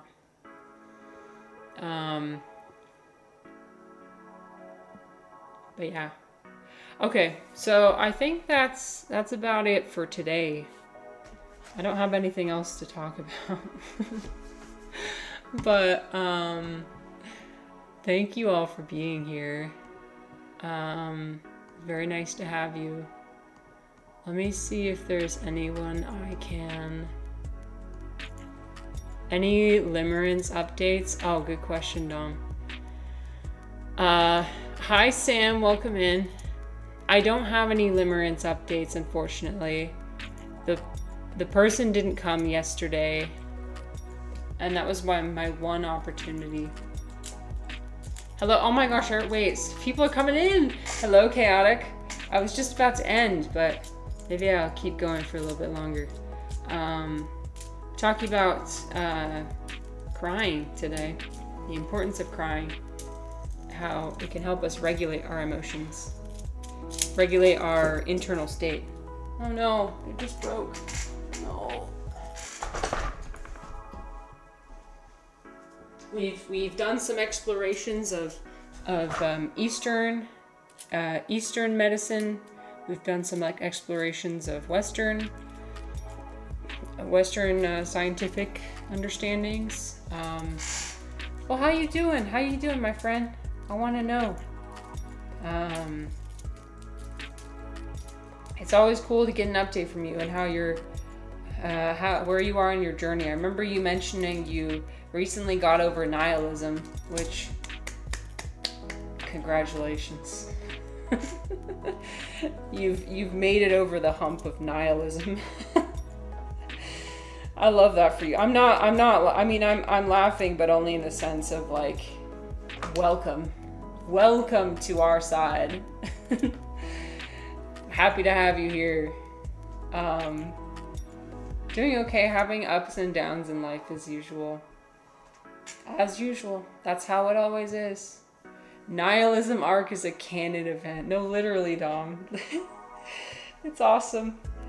It's beautiful to see. It's beautiful to see where people go. And if people end up at nihilism and stay there, that's fine. If that's where you're meant to be, if that's where you want to be, that's okay. But Chaotic says, answering the question of the day, I don't avoid crying. I usually would like to cry more often, but I struggle to do so. Yeah, me too. I want to cry more often. I was blessed to be able to cry yesterday and just let it all out. Because I've been feeling some difficult emotions, mostly some imposter syndrome and some, some just like, what can I do? What can I do to make more people like me? I think what people sometimes have a hard time understanding about me, because people see me and they're like, don't you have a backbone? Don't you have a, just be yourself. Just be yourself. And I get how that works for some people, but like, most of the time I struggle to understand what myself even is, I guess. And I'll give you some context into why. Let me pull up my, I'll pull up one of the hymns from my church that I grew up in, and I'll show you. I know, I thought this photo was super funny. It's hilarious. It's very absurd, isn't it? Okay, let me pull up this song just to give you a little bit of context. So it's a song we would sing in church. I almost know the lyrics by heart. So like it goes over here. We're talking about my Lord and Savior. Okay, here's the chorus. I'll go where you want me to go, dear Lord. Over mountain or plain or sea, I'll say what you want me to say, dear Lord. I'll be what you want me to be. I'll go where you want me to go. I'll say what you want me to say. I'll be what you want me to be.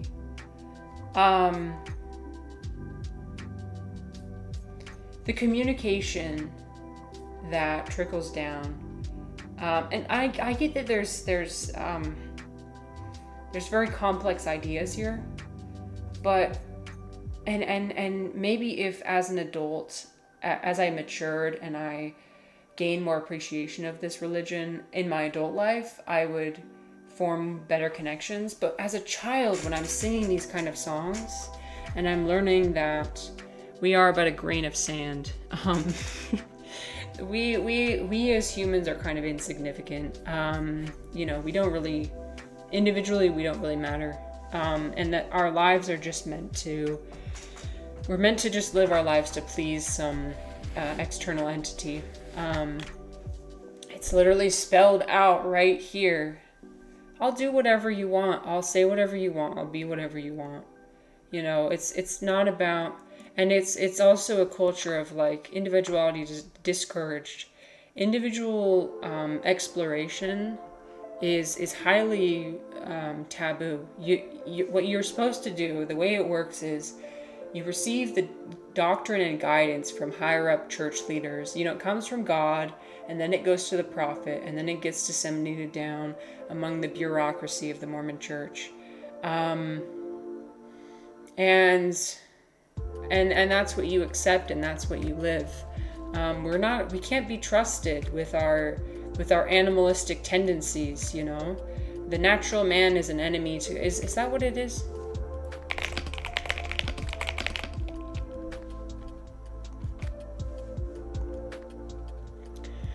But let's see. The natural man receiveth not the things of the Spirit of God, for they are foolishness unto him, neither can he know them, because they are spiritually discerned. What I'm remembering is the natural man. Oh, here it is.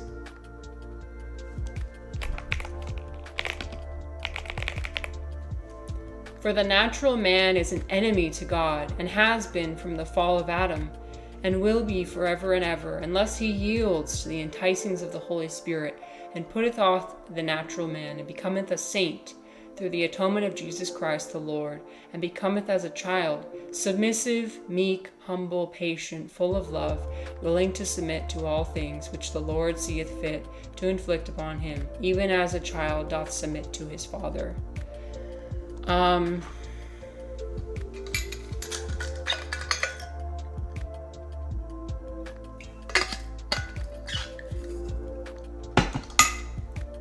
And like, I do want to be respectful of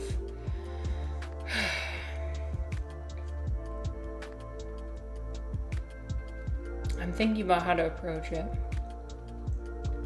because like plenty of people, this works for them, and that's cool, and humility is what they want to have, and reading this, it helps them understand that humility is the way that I find existential peace.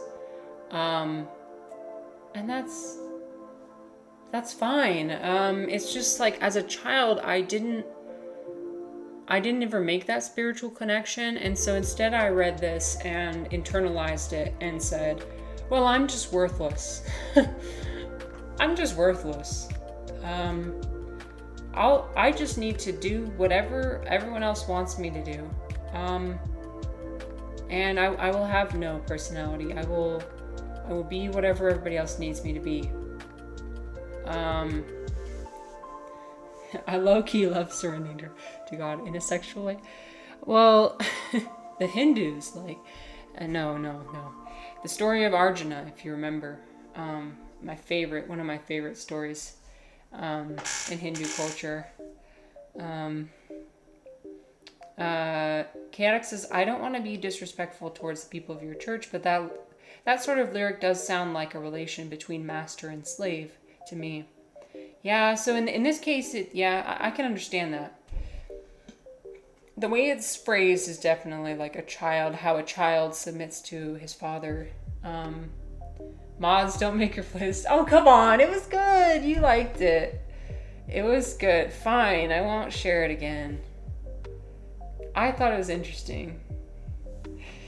Katic says, something that I currently struggle with Christianity is that oftentimes there's a demonization of the natural world. Yes, there's bad things in the universe, but I think trying to deny that animalistic side of you will only do more damage. I completely and wholeheartedly agree. We need to integrate both the light and the shadow within us. Yes. Yeah, that's why I'm reading this book. I'm reading A Man and His Symbols. I'm hoping it'll give me some insights into how to integrate it all. Conscious, subconscious, spiritual, scientific.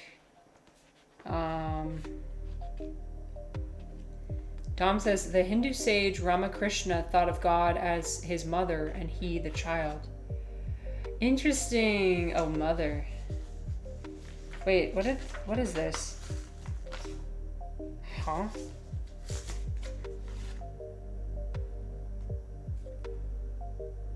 Is this a sticker? What's the sticker? Wait, this is very interesting. I just found this in the book. Sometimes people leave their... I found a few cards of like people doing shadow work, like therapists doing shadow work. They leave their business card in the book, in the young book. Hello? Whoever put this in here did not make it easy. What is this? I can see the shape underneath. When I hold it up to the light, it shows this really interesting shape. I don't know if you can see it. Do you guys know what this is?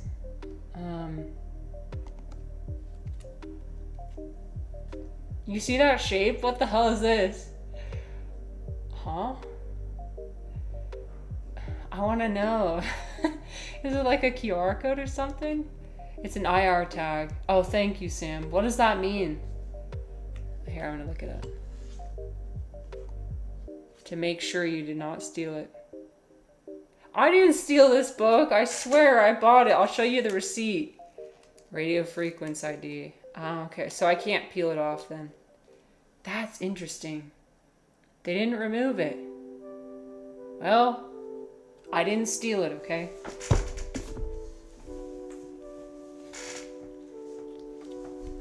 Anyway, the more investigations I do, I'll make sure to let you know. But yeah, I mostly what I bring that up for is like, I just want to give some context, right? Into why I act the way I do. Because some people just don't understand. They don't understand the culture where I came from. I'm trying to open it. I'm trying, I swear. Look, it's so hard to... Wait. Nope, that's not.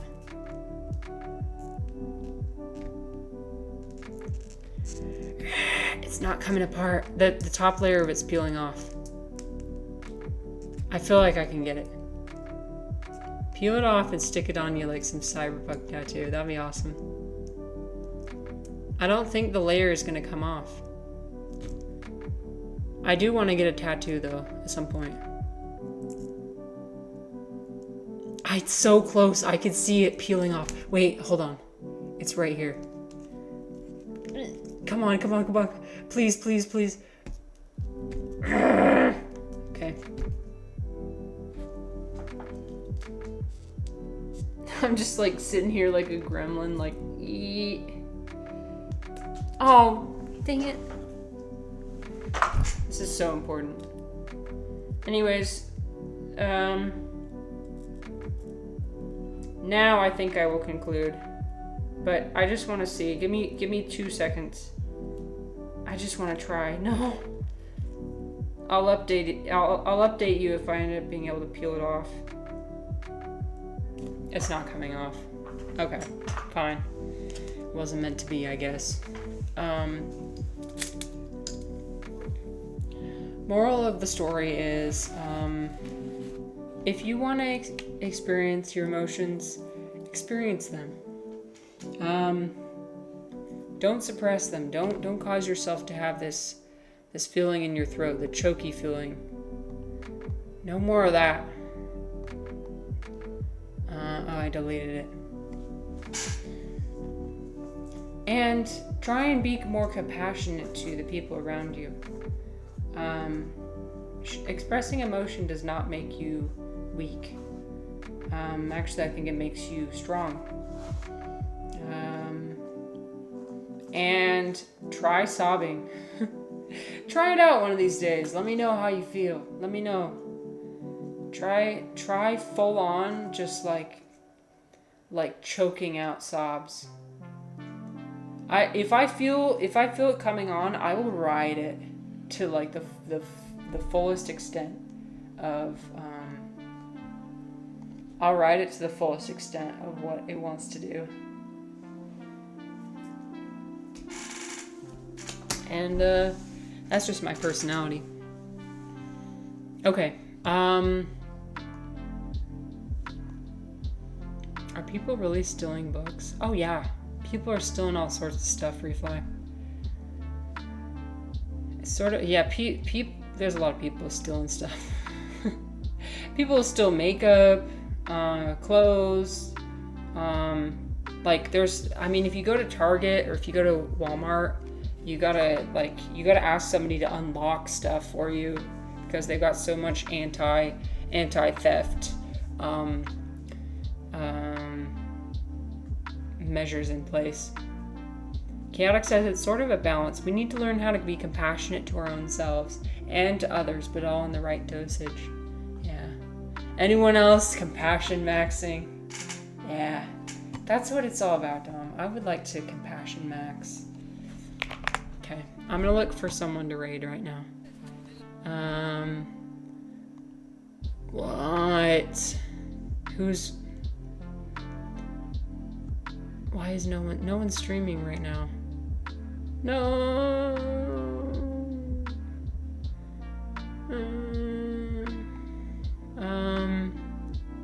The one time I wanted to stream, the one time I wanted to raid and nobody's streaming. Let me look at the philosophy tab. Mods, run the rating that eventually ends in not rating anyone. I know it happens every time. Hey, let me off the hook.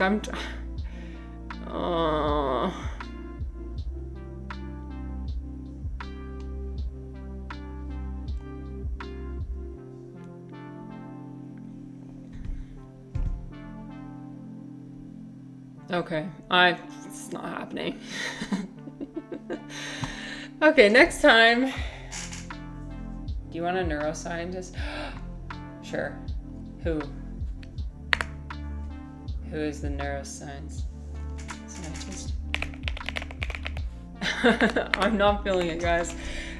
I know, it happens every time. I'm sorry. No, I'm looking up this person right now. Oh, that's cool. Science and technology. I want to learn.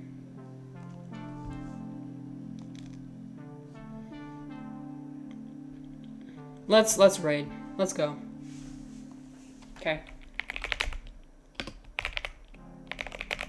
Dom always has great recommendations. I never regret any of the people Dom send me to.